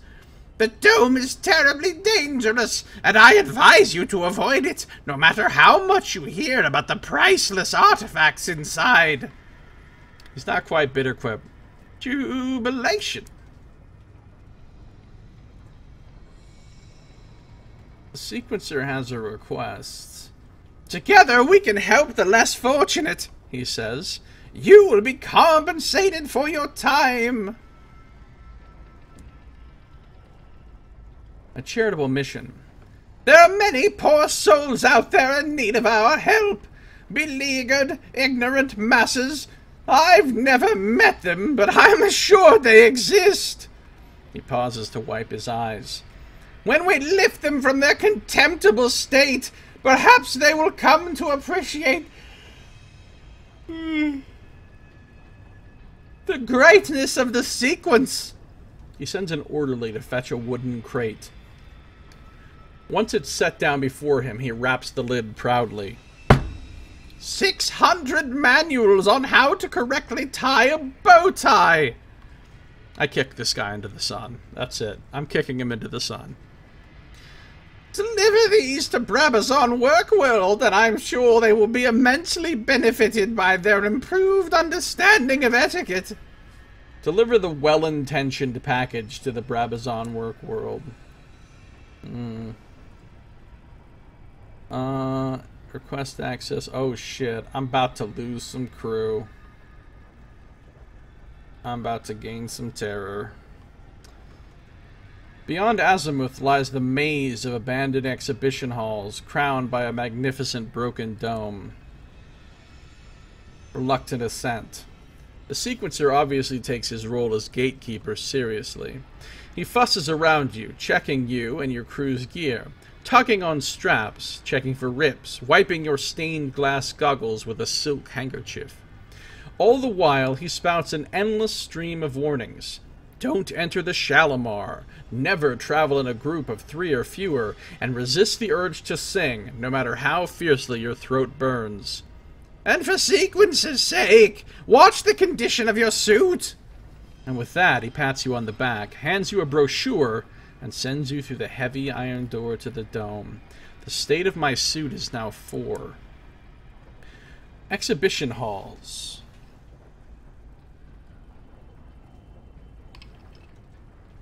Exhibition halls, built to accommodate sunspotter tourists and sequence pilgrims, and abandoned after the dangers of the sun became impossible to hide. Priceless paintings hang in bleached rags.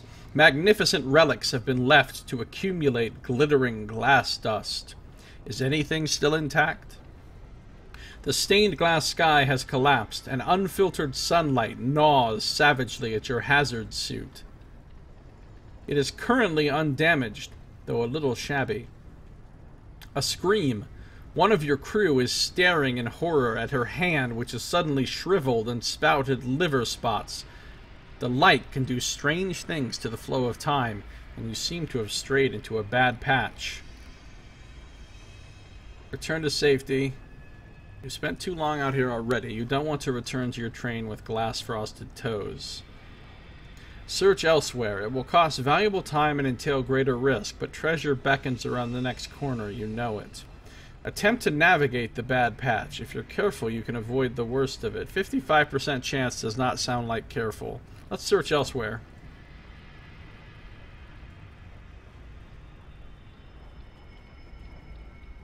You come upon what looks like a glittering gold carousel, but instead of horses, it features glass bottles as tall as you. They are each filled with a near impenetrable liquid, and within, dark shapes writhe sluggishly.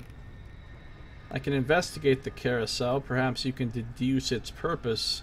It might hide something of value. 39? No, let's search elsewhere. Oh, I found another carousel.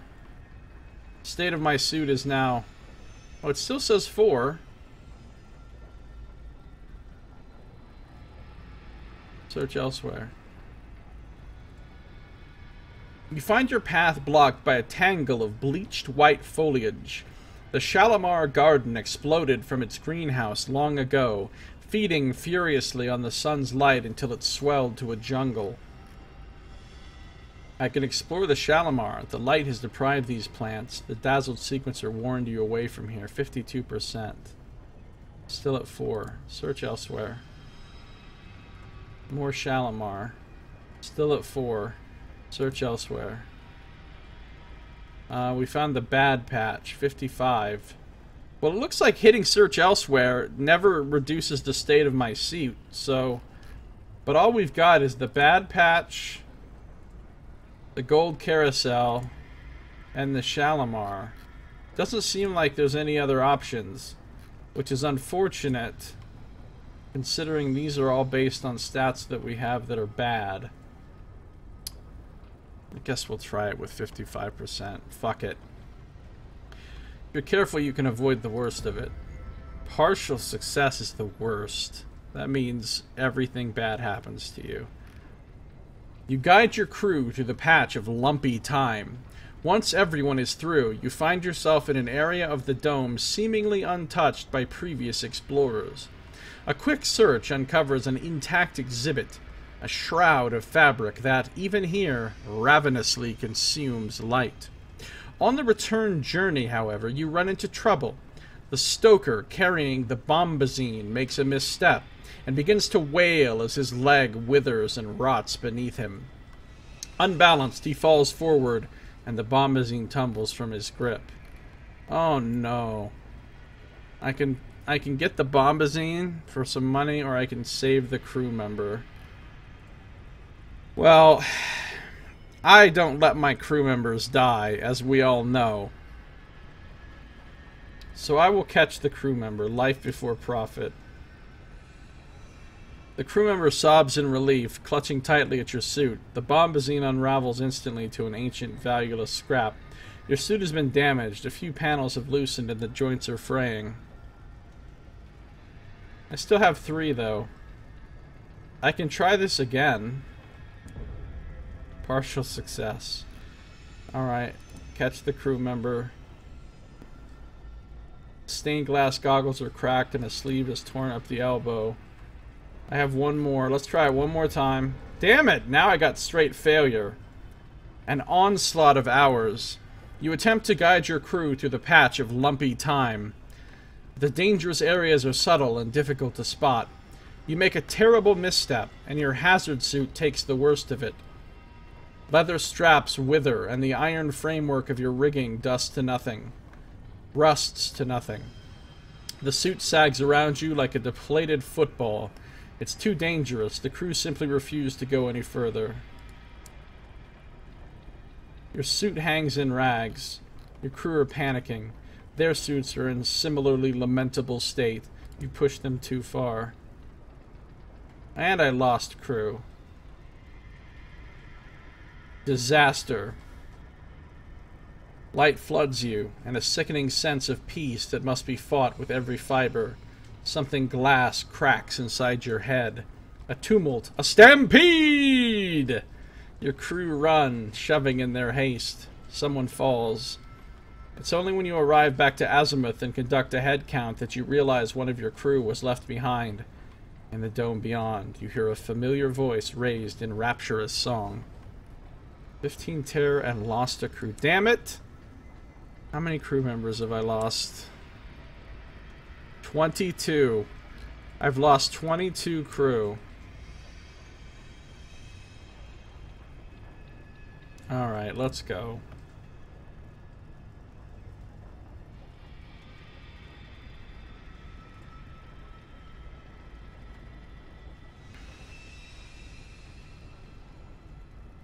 Let's visit the glass house.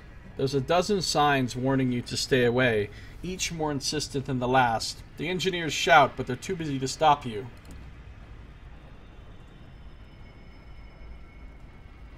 An isolated section of the abandoned exhibition halls has been repurposed to hold not treasures, but prisoners. Each wears a gray smock rather than a protective suit, leaving them utterly undefended from the ravages of sunlight. They sit slumped in unlocked cells, making no effort to escape. Where would they go? Some of the prisoners are shining at the seams. Some have eyes of curdled glass. A fractured face turns to watch you. A few are singing in praise of the sun, mouths bloody and throats tattered. You should perhaps be horrified, but the song wraps tender chords around your mind and numbs you. Glass crunches underfoot. When you lift your boot, you discover a cracked ear beneath. Approach the half glass empty. Only one cell is locked, and the man within is neither singing nor screaming. The left half of his body is shimmering and translucent. You've left the prisoners behind, so why do you still hear their songs? Speak with the prisoners. They either scream or sing. You may not get anything halfway lucid from them. 99%. That's 100% chance of partial success. Or not. A hideous story. You root out one of the newer prisoners, a woman whose mind isn't entirely fractured. Her eyes are shining gold, her fingertips pearlescent. With a calm manner and firm words, you momentarily manage to stop her singing. With a newly focused gaze, she tells you what she's seen. Men shattered, men unmade. It hates us, she says, staring at her glass-tipped fingers. Got some tales of terror. Alright, we're going to approach the half glass empty, because why not? The left half of his body is shimmering, translucent. Only the flesh and muscle of his left half has vitrified, not the bones and blood within. The glass is suffused with 1,000 fine frozen capillaries, like delicate red cracks running through ice. He fixes you with an anguished stare. Get me out of here! Why is his cell locked and his alone? This was an exhibition hall once, never a prison. An engineer must have had to install those bars especially for him. He empties conviction. The others would not leave, even if they could. Their minds are lost. The empty attempts a one-sided shrug. And, well, the Empire sent me here because I was smuggling sunlight from the Neath back before the horizon closed. When I sold it, I told my customers that the light from the clockwork sun was toxic, and true sunlight was the only cure. It ended up causing a minor panic in London. I think one of the engineers locked me in because he took offense at my criticism, though. He gestures at his vitrified body. I stand by it. Agree to help him escape, or I can't help him. Yeah, we'll help him escape. That's how I roll. A barely perceptible nod. The glass in his neck creaks. Half a smile. Thank you. His voice is hoarse and he speaks in barely a whisper. You will need to find a permit for my release and present it to the steward. Forged, legitimate, I don't care. I need to acquire 3 permits, present them to the broken steward. I don't know who the broken steward is, or where I find such a person. Alright, why do you still hear their songs? Well, let's check out the Terpsichore vault, I suppose. The vaults below are safer. Safer? I like how I said safer, and then I corrected myself by saying safer again. The vaults below are safer, protected by a dozen layers of stained glass. The Terpsichore vault. Beneath the machine-bristling surface. You're less helping him escape illicitly as it implied, and more securing his release legally.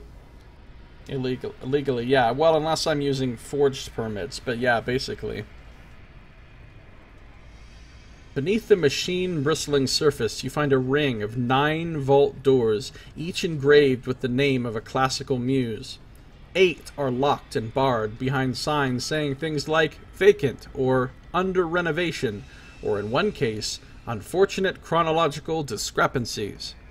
The 9th, marked Terpsichore, is the only door open to you. When you enter, your footsteps ring through dusty barracks and abandoned canteens. These are the engineers' quarters, but they are all on the surface, working. Except one. The broken steward has been working on the sun since before it first shone. She has been here far, far longer than any of the engineers above.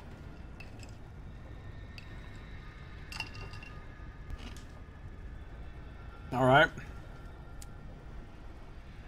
Whoa. Some post-apocalyptic shit. The broken steward makes her way carefully towards you, cane clacking on the floor. She has a markedly stiff-limbed gait, and her arms creak as she removes her helmet. Speak with the broken steward. She smiles. Her teeth glint oddly. She catches you glancing at her mouth and smiles even wider. Her teeth are shards of cracked glass, protruding at odd angles from her gums. It's not just the teeth, she says, with a brusque air that brooks no sympathy. Damned sun turned my bones as well. Terrible nuisance, really. It gets in the way of work. You notice her fixed neck, her stiff limbs, her careful movements. It's not too bad, she says. Good thing I like soup. Oh, cannibal confirmed. We got ourselves a soup eater here. Dude, if your bones were made of glass, that would be a serious pain in the ass.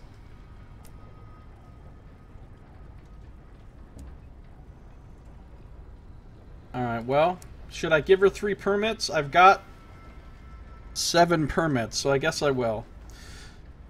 1 to authorize the release of the half-glass empty, 1 to authorize the authorization, a 3rd to confirm that the authorization has been authorized. Hashtag bureaucracy. Approved. The steward takes the permits, shuffles through them, then drops them straight into a wastepaper bin. Seems to be an order, she says. I don't know why we were tasked with keeping prisoners here anyway. As far as I'm concerned, my job is to keep the bally lights on, not mess around in politics.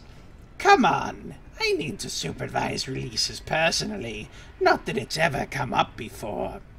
Her mouth is a grim line as she re-dons her helmet. With the occasional hiss of pain, she makes her way up to the surface. Entering the glass house, the steward can only stare in horror at the state of the prisoners. Has she really been so isolated until now? The sun, she mutters. Broken, hateful thing, damn it. Silently, she unlocks the empty cell. Then she quickly turns to leave. You hear something shatter. She limps away, knee crunching, leaning heavily on her cane. Did she just break her knee? The empty steps carefully from his cell. Half his face is contorted with rage and grief and relief. The other half is impassive. Thank you, says the freed prisoner. He pauses, struggling with himself, and then simply repeats, Thank you. Shuffling awkwardly, partly assisted by your crew, the half-glass empty boards your train. He doesn't know where he wants to go yet, he says. Just away. And I now have him, quote unquote. I don't suppose he's an officer. He's not an officer.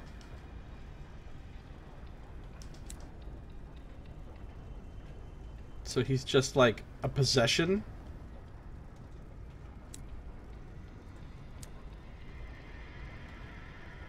Oh right, he's a passenger. A mournful ex-convict twisted by the clockwork sun into mangled glass and flesh. But where does he want to go?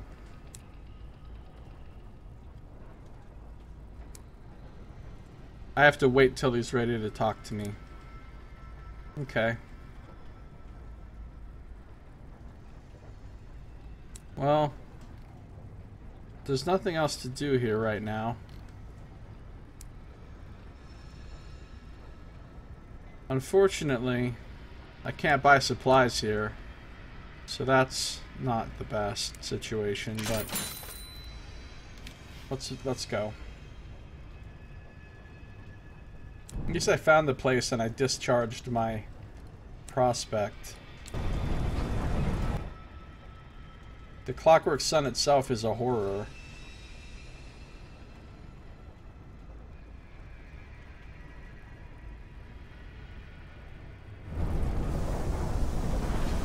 I kind of can't fuck around because I can't buy supplies here and I can't buy supplies at Brabazon either. So I kind of need to head directly back to London without passing go or collecting $200.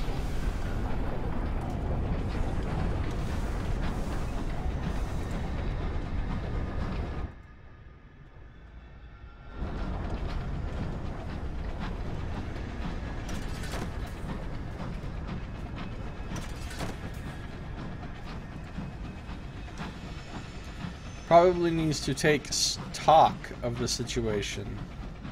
Oh, Nox.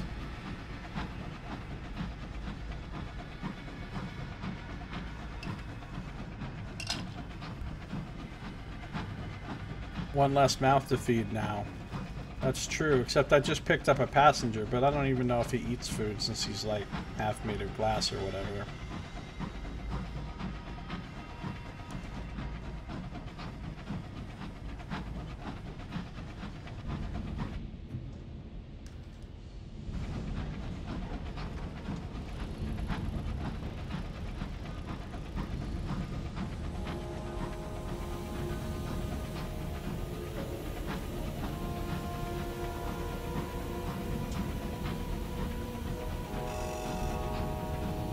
This looks like some Warhammer 40k shit.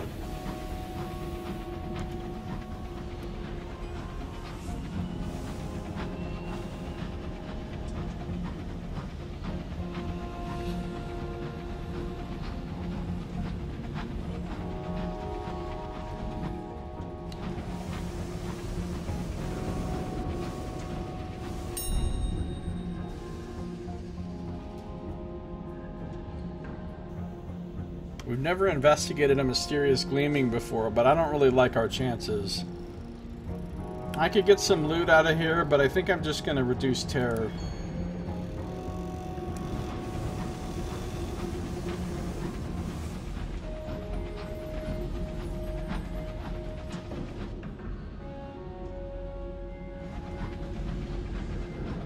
Not enough skulls for Warhammer 40k, that's a good point.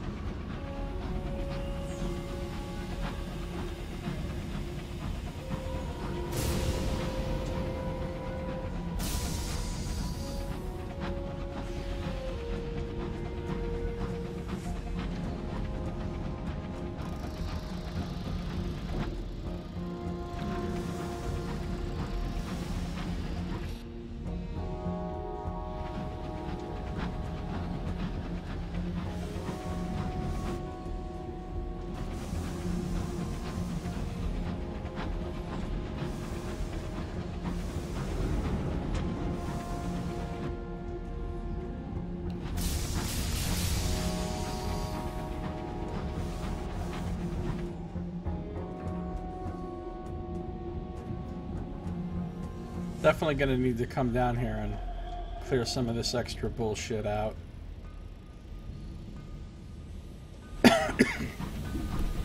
Yes, the dreadnoughts are still shooting at you. It seems like no matter what I do for London here, it doesn't seem to be improving my reputation. Like, I'm earning the gratitude of London that I can turn in for rewards at the Ministry of Public Decency, but like, I think I would have to go back to the Reach and start doing stuff for the stovepipes there in order to, which I don't really care to do. I don't care if they shoot at me. Fuck them. Fuck them. Dude, I'm about to run out of food.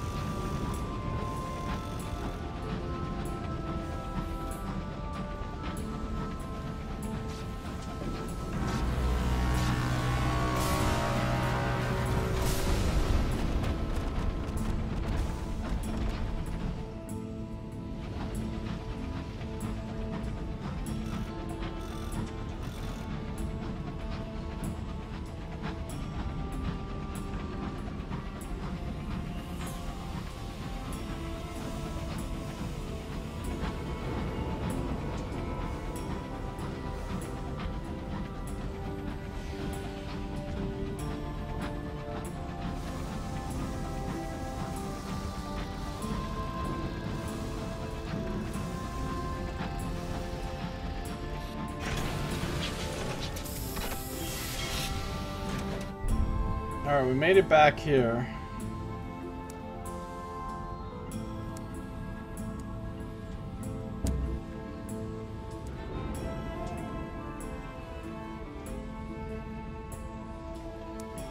I always check to see if something new is going to happen when I do that.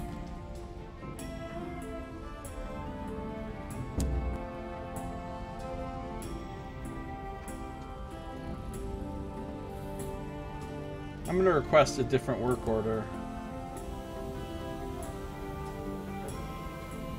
The foreman doesn't like that. So now it's back to T and Heavens. Well, I'm not going to do that work order. Fully repair my hull for 12 sovereigns.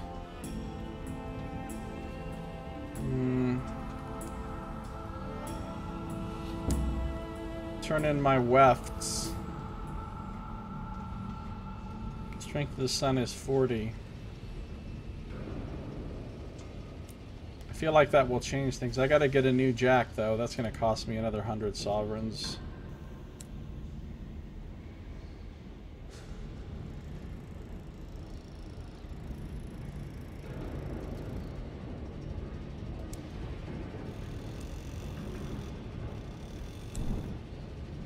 I guess I can get this prospect since I have an open slot.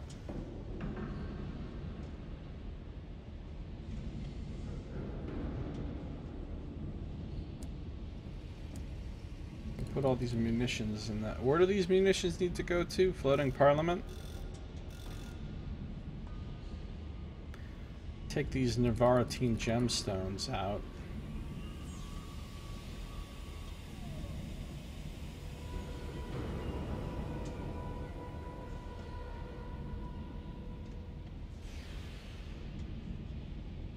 So here's 3 that I can complete right now. Going to ports whose locations I already know about.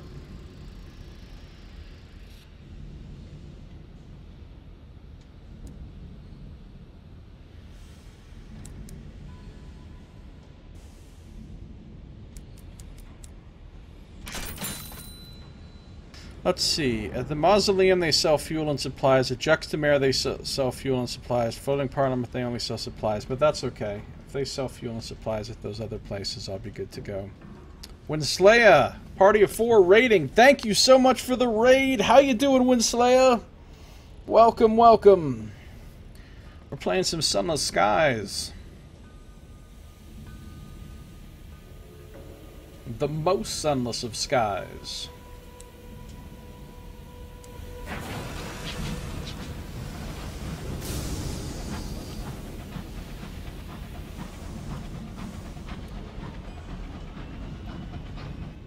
So we'll go to the mausoleum first.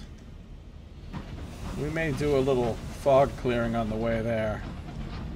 We're streaming Sunless Skies too. Nice. How are you enjoying it?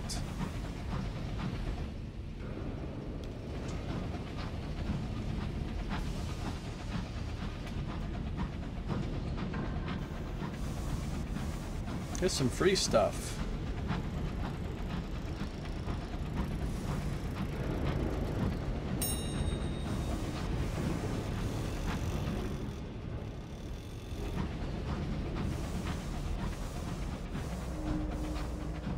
Searching lights of watchtowers away in the night.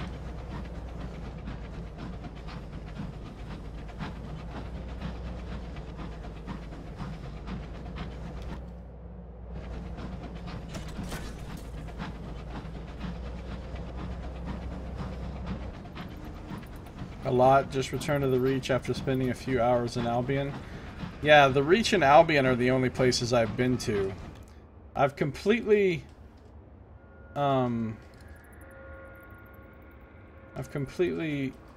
explored the Reach, but I've only explored a relatively small amount of Albion so far. And I haven't even been to the other two places at all yet.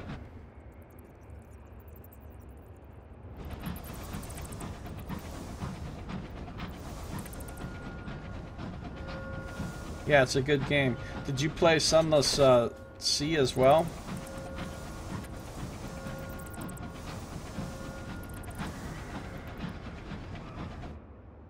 The Gentleman's Grave.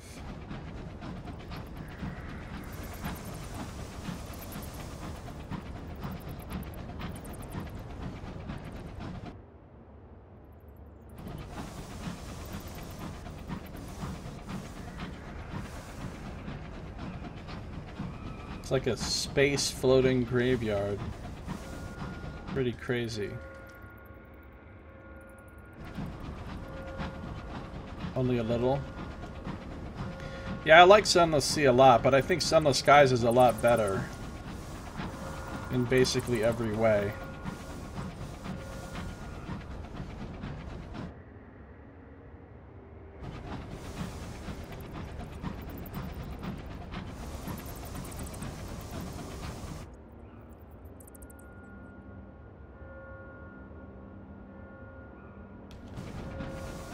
Alright, let's go to the mausoleum.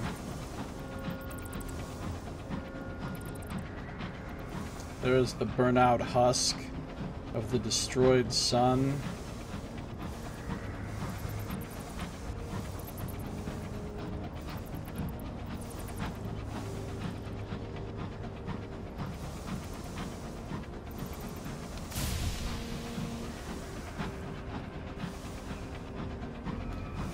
Except for a lack of aft cannons. Back that aft up. That's true.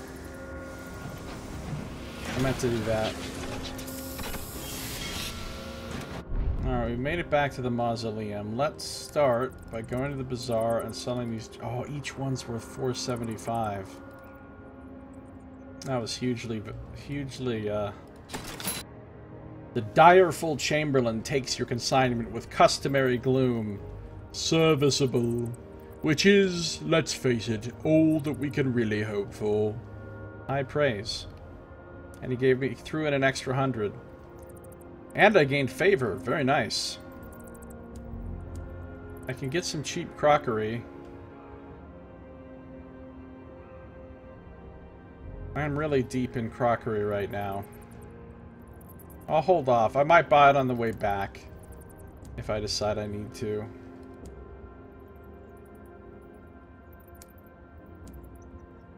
You want to go to a funeral? We'll go to a miser's funeral. We've read this before. Get a little terror reduction. We don't know how to find the Dismal Chamberlain yet.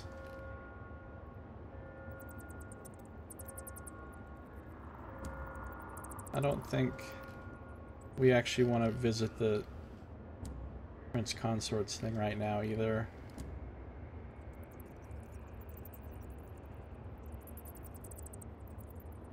Okay, so I don't think we've ever done this before.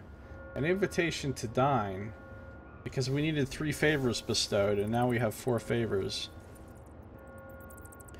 The cheery registrar hands you a gold leaf envelope, penned in black. It seems you have attracted the attentions of one of the deathless. It will allow you to take on unique bargains for the deathless, though you will lose favor. Bargain is randomized. You may be able to change which is available by replaying the invitation. Homonym te esse memento. The engraved mourner has invited you to a feast of all his favorites. You are a motley bunch. You make polite conversation with a deacon and a prospector. The food is unusual. You would never have paired olives with cantankerite, but here you are. That sounds disgusting. The engraved mourner watches on, a beatific smile on his sculpted face as he listens to your conversation. So there's a new bargain available. Banners bearing crossed keys are being raised all over the mausoleum. The luminous cardinal is staging a miracle play. We got a savage secret. We have a new accomplishment, dealing with the deathless. And we've lost a favor. We can't talk to anyone else. We haven't done the macabre counselors thing yet. So if I now go to the bazaar, I don't see a new bargain. It's just the same old crockery bargain that was here before. Hacks.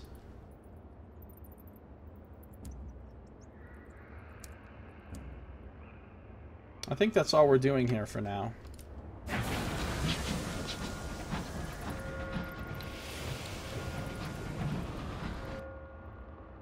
We'll clear some of this on our way to Warlbury.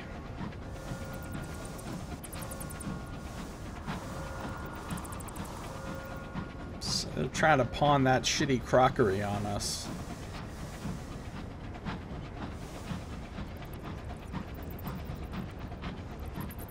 What a crock. Hurry.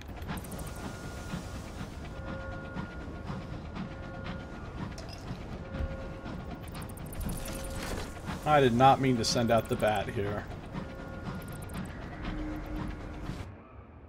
Discovered something over there.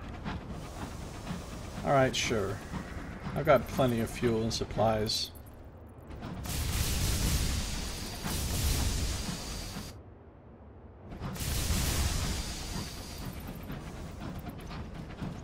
It's not all it's crocked up to be, that's right, Nox.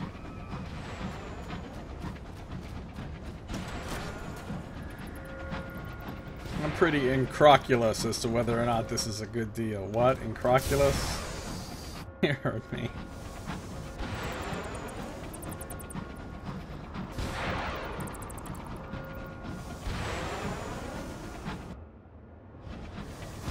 Oh, it's one of these things. They give you terror, but they also give you free shit.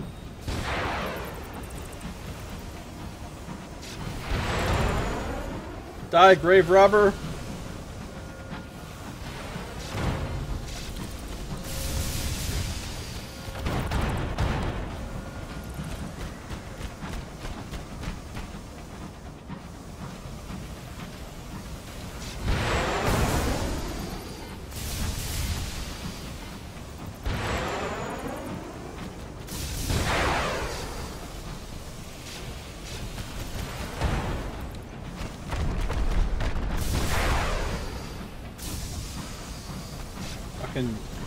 Dreadnought's just shooting indiscriminately. Ah, a near miss.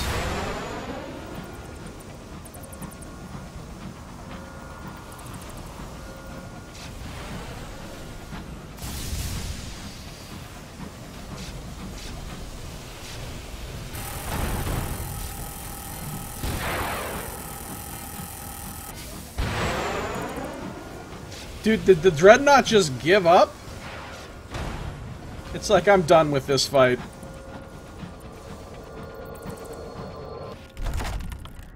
The Resurrectionists. Demolish it.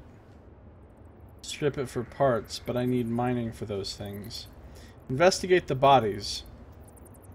A cabin has been packed with gravelly sky ice to keep it cold. Corpses hang from a rail. 45%? Why not? Success. As you are, so were we. A cabin has been opened to the cold, for the better preservation of the dead. The resurrectionists keep their handful of corpses admirably catalogued. The old dangle with the old. The young hang with the young. A neat logbook records their provenance and items collected. Savage secret and some tales of terror. Okay. Sure.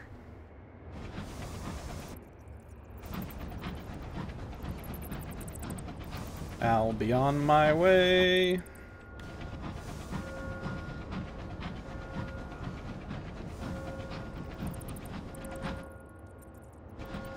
There's another thingy right here.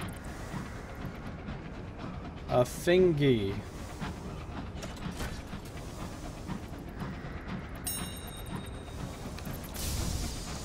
I got some souls.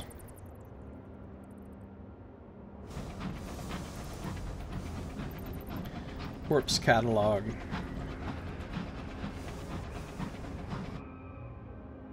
Reminds me of a book I read. But I can't remember what the book was now. But it had a name very similar to Corpse Catalog.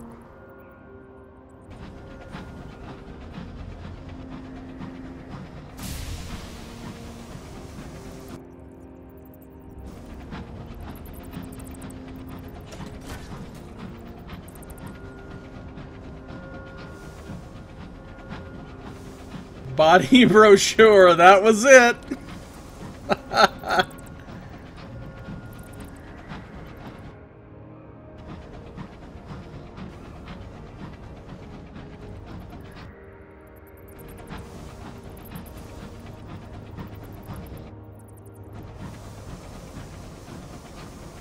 Cadaver circular.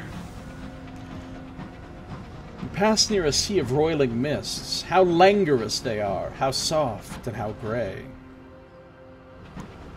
By gray you mean like purple. There's some gray. So much mists.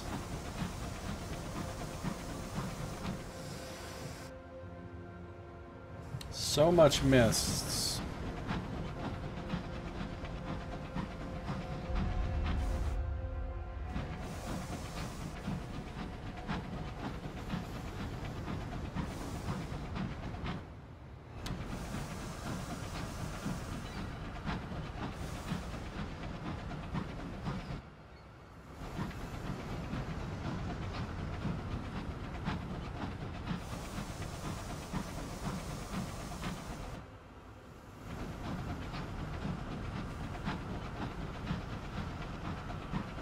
I will forever regret what I left behind in this area. It was a missed opportunity.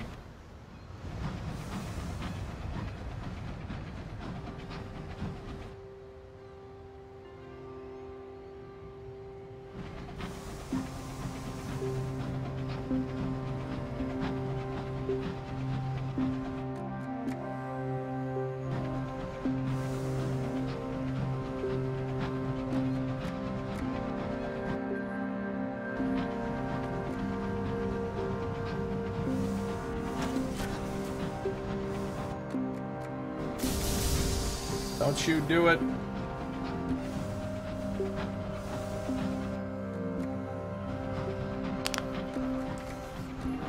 I found Fitzclarence's outcropping.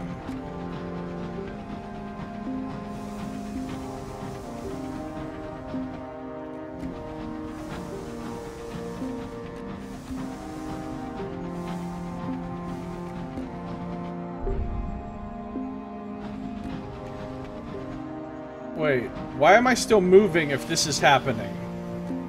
Since he boarded your train, the empty silence has started to get on your crew's nerves.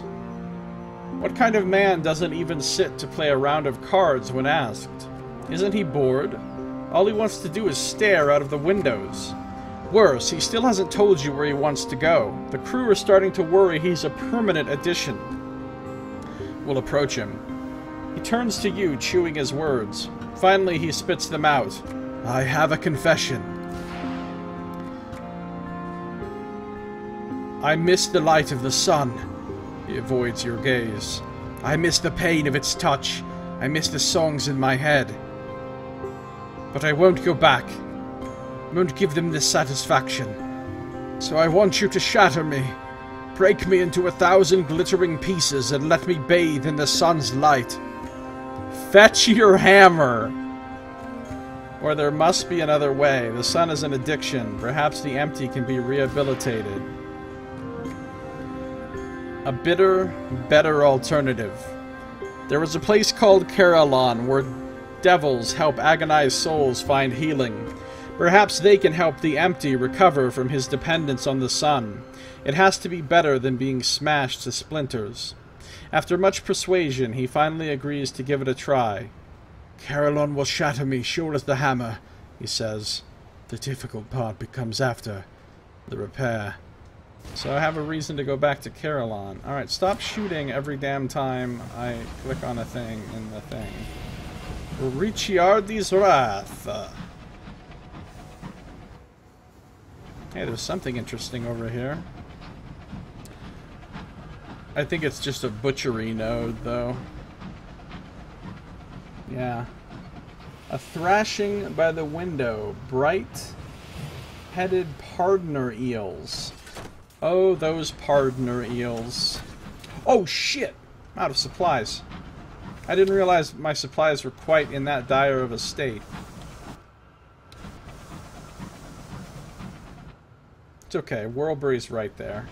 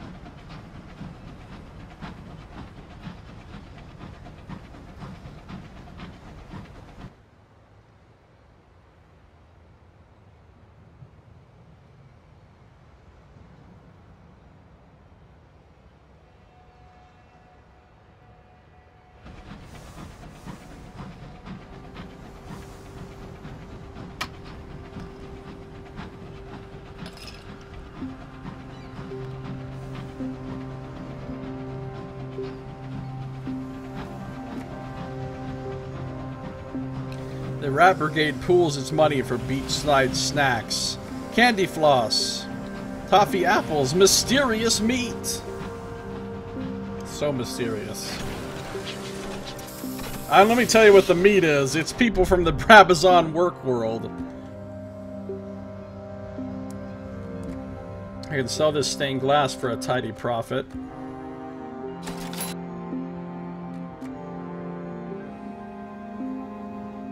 The exuberant architect claps his hands with glee.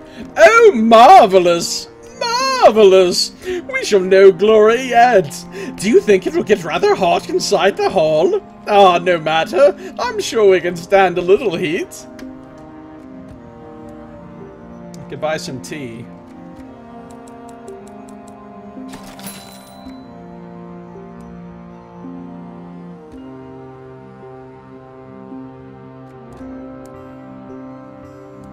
Alright, we've got ourselves the mists of Whirlbury. Fog rises from below, seeping through the wooden slats of the dock. Alright, last time we joined the Song of the Mist, let's sell protective talismans to the crowd. It's time for some Nox Bluff. Yes, yes, terrifying mist. You have just the solution.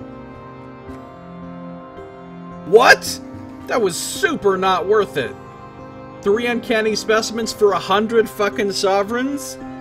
That was a horrible business decision. A little extra profit.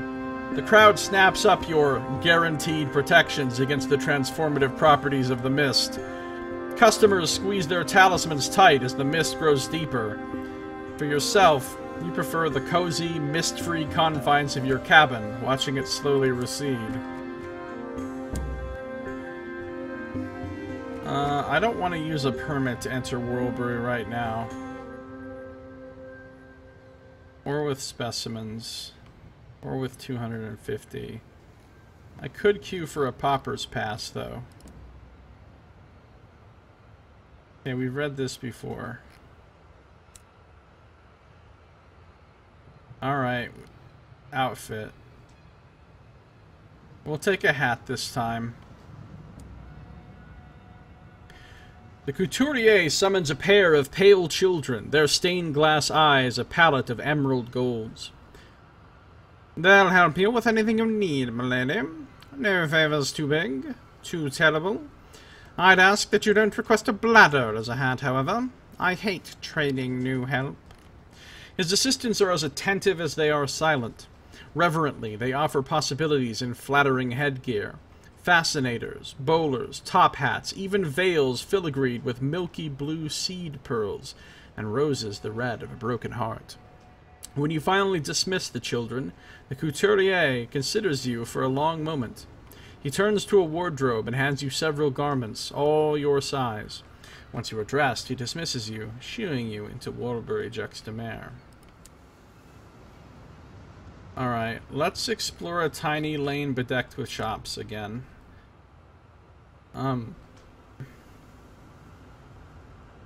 The Frames shop, as it turns out, is not where you purchase corrective glasses. Instead, it hawks poor metaphors and second-rate similes, phrases with which to inadequately frame a situation. Not wanting to be impolite, you buy an analogy for an upset stomach. Terror has reduced. Let's stop at a charming tea room. Tea is always a good idea. In a universe of horrors, tea is never wrong. Earl Green is the specialty here. Except for a vegetal aftertaste, a radishy quality, it is mostly inoffensive. The tea room has an industrial air. White marble, black steel. Everyone is silent. Everyone but you is dressed precisely the same way. Black suits, white masks. It appears traditional for patrons here to abscond with a piece of crockery. A mug, a delicate teacup, a saucer. Whatever best reminds them of the tea room. As such, you do the same. No reason to be impolite. Ah, ponder that strange, unearthly taste. A residue persists from that last cup of tea, a flavor like roasted chestnuts and the color blue. Ah, the delicious taste of blue. Like absinthe brewed in the belly of a star. 100% chance. The sour tang of that last sip resides in your palate, in the oily coating on your tongue. It is like, but entirely dissimilar to, the more familiar teas of London. It would go magnificently with a fresh scone, some aunt-manufactured jam, but the aroma is fundamentally incorrect. The citrus notes mingle with the nostalgia for a time that's never been. The warm spices heighten the anxiety that bubbles with every sip. This tea remembers how it will come to be made. It is a struggle to ignore the details. As you become familiar with the oddities of Worldbury, more of the port will become available to you. You got some tea, a vision of the heavens. My clothes are thinning. I gain some terror. Clamber through the gnarled door. The door slides like a thief into the periphery of your vision.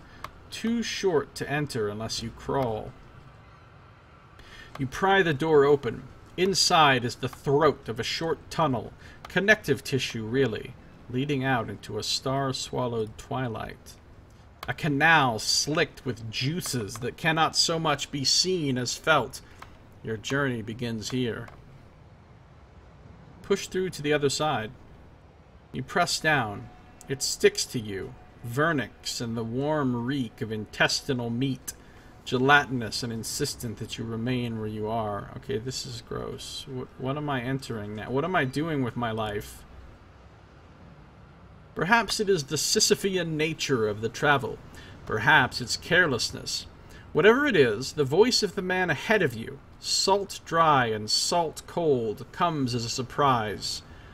"You're late for the sermon, too," he hisses. "We mustn't be late for the sermon." His hand grasps yours, tugs you through a translucent membrane, across the path, through church doors. You don't have time to observe the port. The air seizes you, cold as a corpse's kiss, and something about it is wrong. The bedraggled parson stands before his people, palms raised. "Today we stand before they who must grieve, to give praise to their sacrifice. Without them there would be no joy, no agony against which we might juxtapose the sweetness of our existence. Do not ever forget this. If you forget all else, do not forget this." He raises his eyebrows at you. "A pleasure to see a new member. Please join us later on the beach."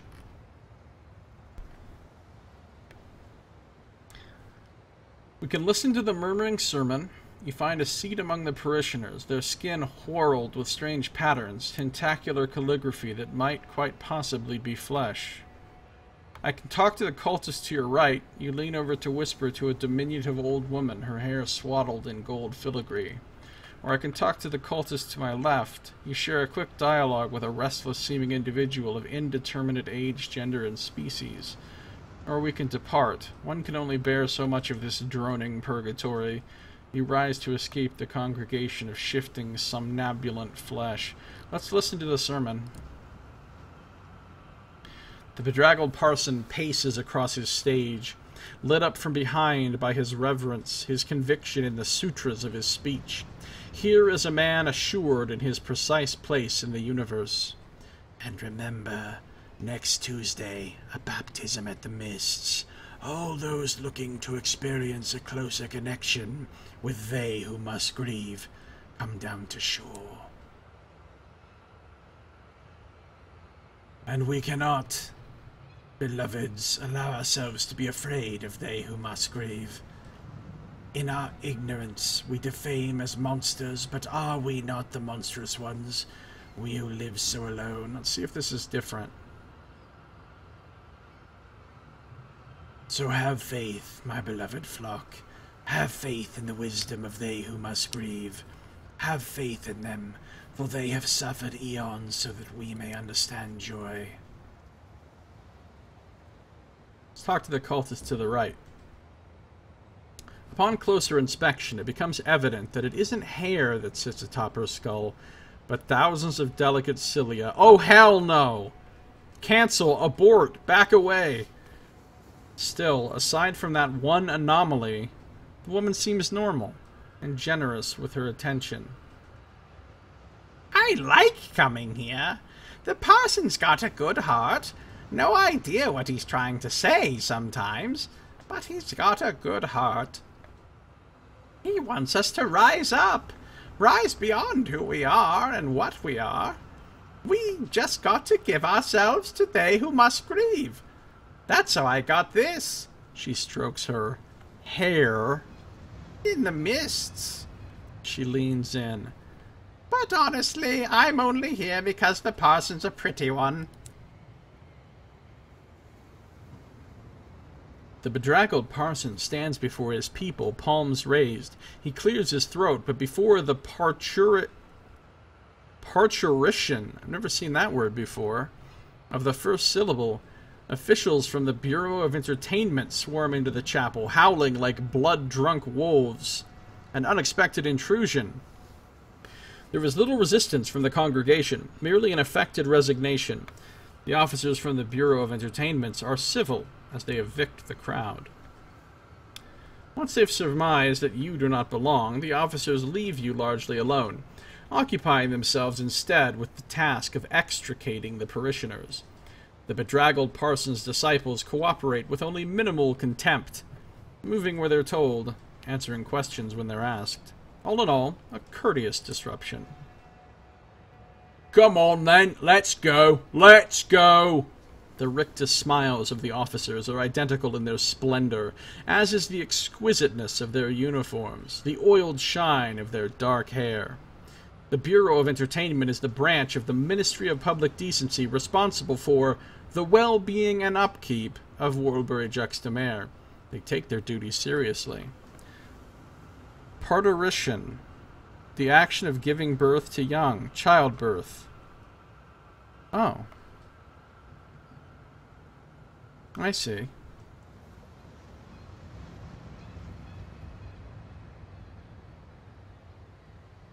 You don't hear that one every day.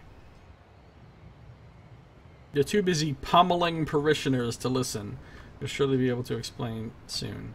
Or bolt from the officials. Sod this, you flee from the Bureau of Entertainment enforcers who are quite naturally aghast by your audacity. I'll go quietly. Marched back to Worlebury-Juxta-Mare. You really should have said something, coos a woman, box-shouldered and fetchingly crocodilian, her smile something scrimshawed into her jaw. Why didn't you say anything? Oh well, too late now. The bruises are charming, I promise. Now, off with you. Back to Worlebury. Back to civilization. She thrusts you through the exit and bolts the door behind you. The journey burns like the birth of a star, boils beneath your muscle.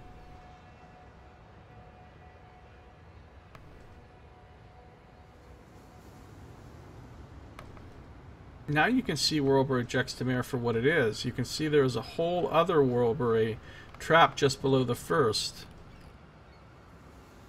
Okay. I can go to the office of the Bureau of Entertainment. It is perched on the lip of the boardwalk, so close to the beach that its rails almost touch the wind-blasted pebbles. Here you will be able to betray the cult and forge a different alliance. Just entering the office is not a betrayal, however. Slide across to the off-season. It bleeds from your teeth. The story that grants you passage, guilt-rinded and sour, savage secret. Let's check out the office. Oh, how beautiful. Chandeliers dripping with diamonds, gilt-limbed cornices of marble, Baroque atria so magnificent it could drive one to tears, all leading to a sumptuous little office, its walls painted gold by candle flame. The toy maker, who looks like an amber-cast cousin to the couturier, sits at the desk, mending plush toys. He glances up. If you're here to assist, you may speak with me. Offer to help the officials of the Bureau. Let's just speak to the toy maker. Talk of the cult, of the state of the port, of how you can assist the authorities. Reports tell me you are with the cult, but not of the cult. The toy maker sutures the teddy bear's black button eye in place. That sermon caused a fuss. He spits the word like it was a jag of sharp bone. In the off-season. People are taking risks. People are dying. So very wasteful. He tilts his head like a sparrow. We have to protect our working class. They dwell in the off-season and mustn't be disturbed. Their work then keeps this era of Worlebury pristine. They stand between our guests and untoward horror. Bureau officials hover nearby. The officials of the Bureau of Entertainment are teeth. In the gleam of brass buttons, no warmth at all. They do not trust you. I'm not going to offer to help the officials. You abscond from the office and scurry away to the commercial clamor of Worlebury-Juxta-Mare. What if I slide across to the off-season? It bleeds from your teeth, the story that grants you passage, guilt-rinded and sour. You are welcome in the off-season. You tell a passerby a story they'd not expected, something raw, profoundly and audaciously private. They gasp, and the air jumps, irises into a door like a wicker tunnel strung with fairy lights. You dash through, and the air feels membranous, stinks of burning wire. It is a wall of mucus, 2 feet thick, and it calls your eyes in oil-slick rainbows. Sliggin wall. Sliggin portal. That sounds gross. Waterbury Juxtamare has become a corpse. The run-down bones of its forgotten attractions swarm with bedraggled men and women, all armed with cleaning equipment. This is where the workers of Warbury live and labor to create the gaudy frontage seen by tourists. The beach is now a decaying mess, visited only by the cultists who attend the chapel there. To linger here, you'll need to work, but labor is poorly paid.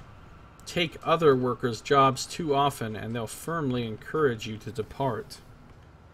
We can go for a walk along the beach. You can scarcely see the beach in the off-season, so dense are the mists. Beneath your feet, something crunches and cracks. Assist with the shoveling? You'd always understood that donkey excrement has to go somewhere. Apparently that place is here. Feed the lanes. Feed the kitchens of the lanes. How else do you expect them to satisfy customers? Go back to the tourist part of Warbury. Let's exchange your ministry permit for one stamped with the toy maker's mark and sumptuous but mismatched attire. Leave the off-season for the dock. You've run out of things to do. Best to leave before you cause any aggravations.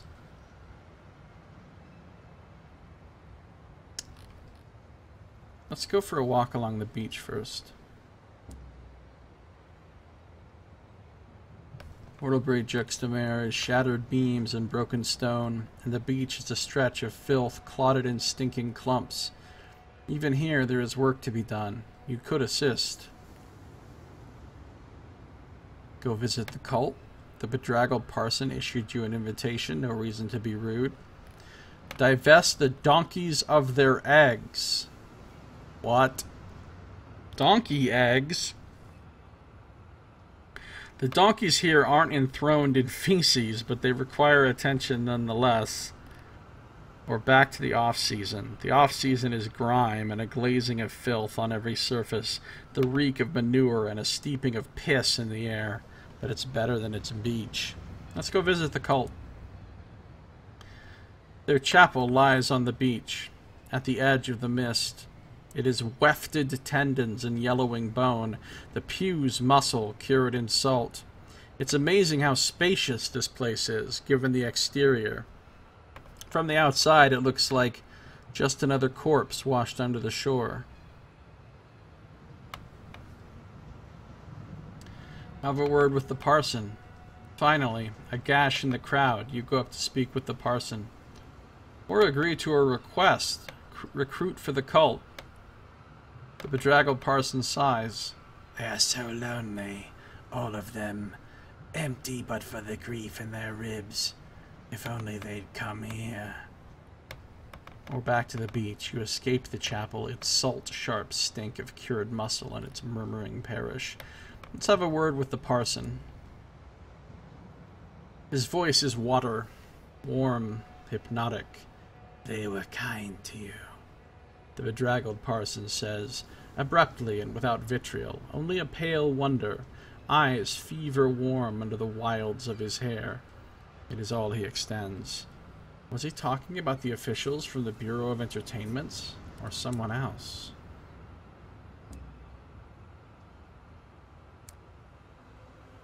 Let's agree to a request. Find them, he burbles. Find them.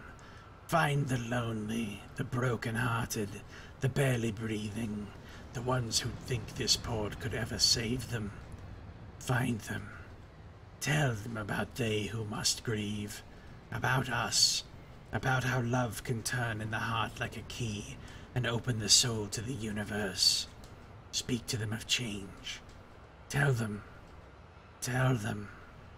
The words seep from the bedraggled parson, tie themselves into gibberish, nonsense sounds like a spill of cold water on glass. For minutes he is inchoate. Then, you need clothes. The cultists cram you into second-hand finery, shabby but serviceable. Now you are suitably attired. They bundle you across the off-season and through a door to Warlbury. The membrane blocking it shivers and twitches, reluctantly allowing you to pass through. Time tingles on your skin for several minutes after your arrival. The cult seeks new blood from Warlbury Juxtamare. Take a donkey ride? We didn't have that option before. No trip to Warlbury is complete without a donkey ride. A man in a candy-striped suit bellows, while his donkey drools a string of iridescent tumors. What? How can you resist? The donkey you've been assigned is petite and even-tempered. Its head's mostly well-formed.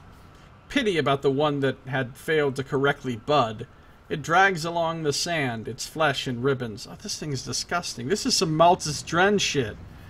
You return to the paddock of nervous customers intact and only moderately traumatized, but at reduced terror. Stop at a tea room. Go to the beach. Go to the tiny lane. Slide to the off-season. Go to the bureau. Gather new members for the cult. Grief weighs from their lashes. These poor souls will be persuaded if only you can make them listen.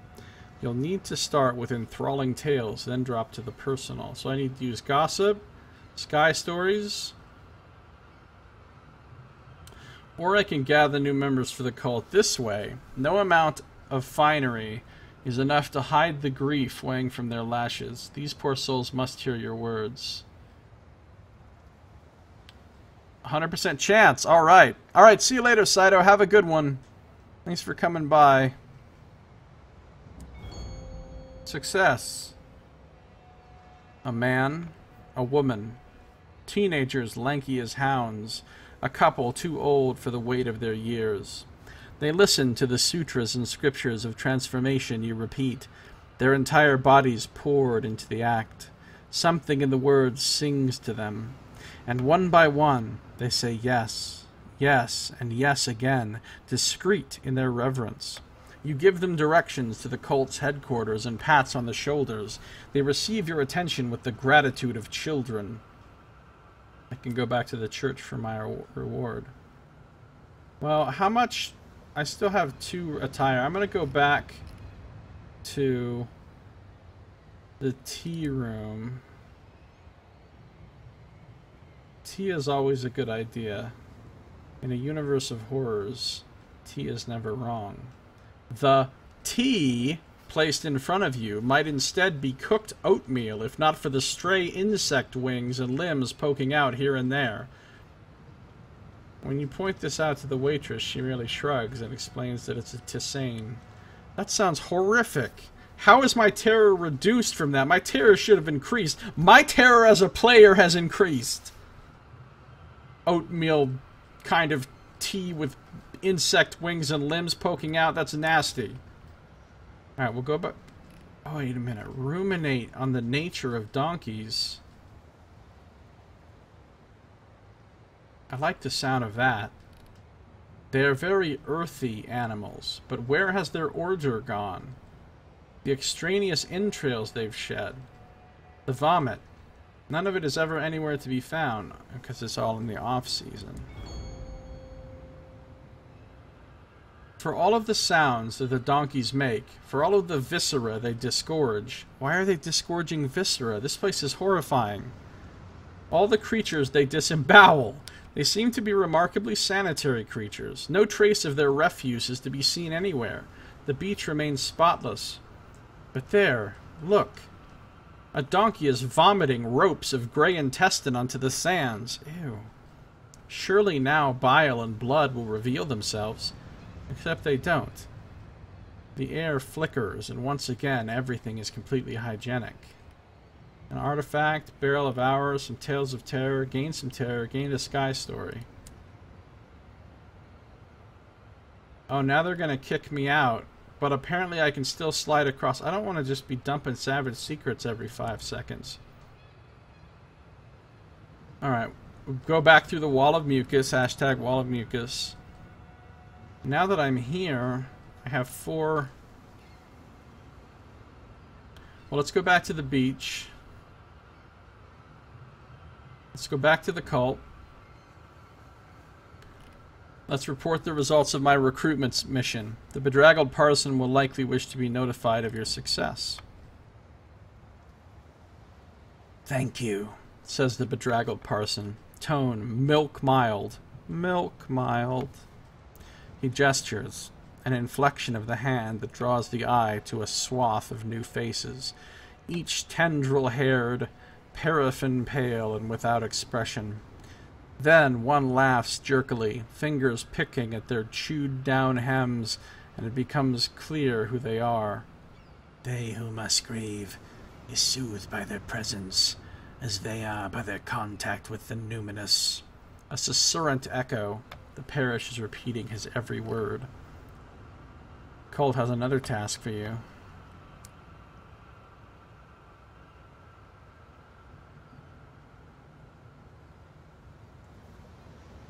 Not enough. Not enough. The bedraggled parson warbles. They need more. We need more. He unrolls sheets of vellum, their surfaces vernic slick and intaglioed. Making up words. Intaglioed with elegant, if mildly tentacular handwriting. My poor, poor children. They are unhappy. They listen, but they do not understand. They cannot understand. They are deafened by their own grief, broken, bent to the noise of their own hearts. I cannot reach them. The bedraggled parson shakes his hand as he offers you the stack of paper. Take these to the avid horizon. Find the displeased. They might assist my flock. Find these guides, these psychopomps of petty suffering. Give them these and ask them to come here. Oh, so I'm passing out fucking pamphlets again. Look, I have experience with this. Don't even trip. Take leaflets to the avid horizon. Word with the parson. His voice is water, warm, hypnotic. We understand that it can feel demeaning. When he speaks, it is with the resonance of a choir, symphonic and strange. To do such menial things, but they are necessary, as breathing is necessary, as light, as air. He seems to be acknowledging the tasks he asks of you. This is almost certainly no indication that he intends to remunerate you suitably. Yeah, I don't expect that. Back to the beach. Alright, 45% chance. Let's try to divest some donkeys of their eggs and see what happens. Intaglio. Engrave or represent by an engraving. Okay. Couldn't just say engraved. Let's try to get some donkey eggs. Success. The donkeys are infertile. A flint-eyed woman reassures you. None of these eggs will ever reach fruition. The zygotes strangle themselves in the sack. But they do need to be flensed from the donkeys. Otherwise, there's the risk of rot and worse. Oh, everything about this is gross. Worldbury donkeys need to be added to D&D. You spend a few hours with a knife, gingerly paring the eggs from the underside of their bellies. They come apart in clusters, soft and milky gray, their inhabitants silvery and still. Maintain a low profile here. You need to work, but while you're laboring, someone else is unemployed. Let's go back to the off-season. Let's feed the lanes. Feed the kitchen of the lanes. How else do you expect them to satisfy customers? Transform filth to fine dining. Yum. The act of feeding the lanes is actually quite menial.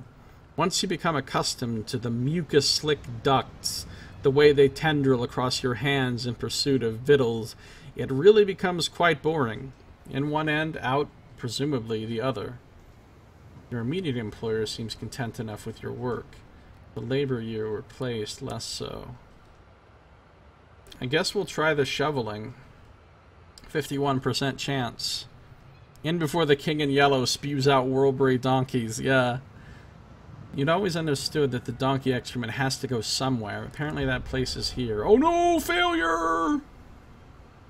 And suddenly end up falling into a pit of fucking shit, like in... What was that place? Wallace? The truculent-looking woman comes over again. Without preamble, she explains that you're to harvest organs of serviceable quality and put them aside for the cleaning crew. Worth its weight in gold, she growls as you unspool coils of intestine from a knee-high pile of excrement. Oh, this is horrifying. Sinned! Yeah, sinned! Oh, man.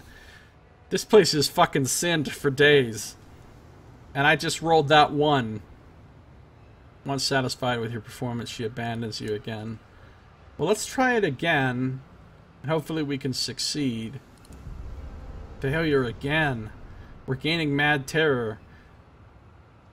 You're not one of the usual off-season workers. You do not belong here. You were forced to leave. The locals have had enough of you scavenging for their scraps. It's easier to leave the off-season than it is to enter. You were led to impressive cathedral doors, ornate slabs of polished wood that are twice as tall as a normal man. They appear to be adhering to nothing at all. The locals scowl at you, arms crossed, a horseshoe of shabbily dressed bodies preventing escape. Don't take our damn jobs! There's not enough to go around! Their single-minded labor is not out of pride for the pristine side of Whirlbury, but out of desperate necessity.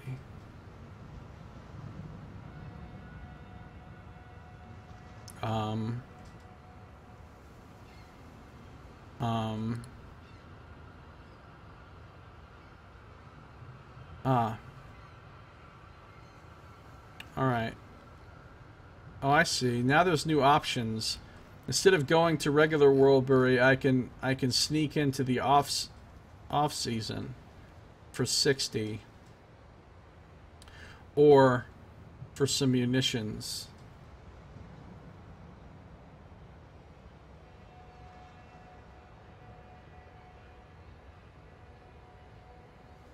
Use crockery to get in.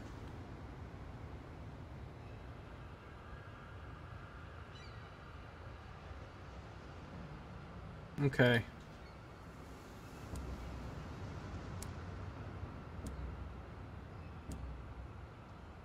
I think we're done here. I need to go to Floating Parliament next.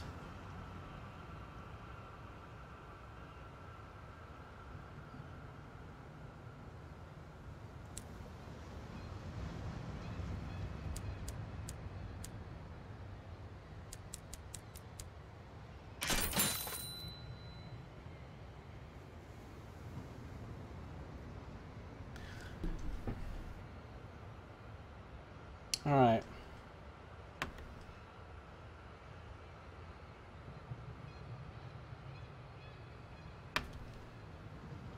So what we're going to do is clear this, because I can't leave that little glob of stuff there. Go down to Floating Parliament.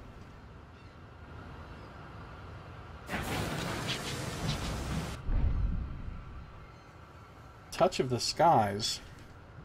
Alright, we've seen this before.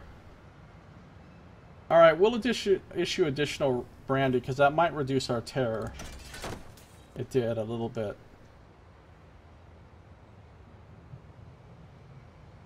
That evening, your engine is loud with song and laughter. The sky shanties are perhaps a little lubricated, the humor laced with a touch of mania. But for now, the fears of the sky are forgotten. A passing cantankerite grumbles through the cold night. It tuts at the bright, glaring warmth of your windows. It flicks a disapproving antenna at the noise and the hour. When you have passed it by, it is glad to have the quiet and cold of the sky back. But I think it's going to have to be in our next episode. So, YouTube viewers, that's going to do it for this episode. Hey, my prescription is ready at the pharmacy. How nice. Thank you for watching. This has been Josiah Plays Sunless Skies.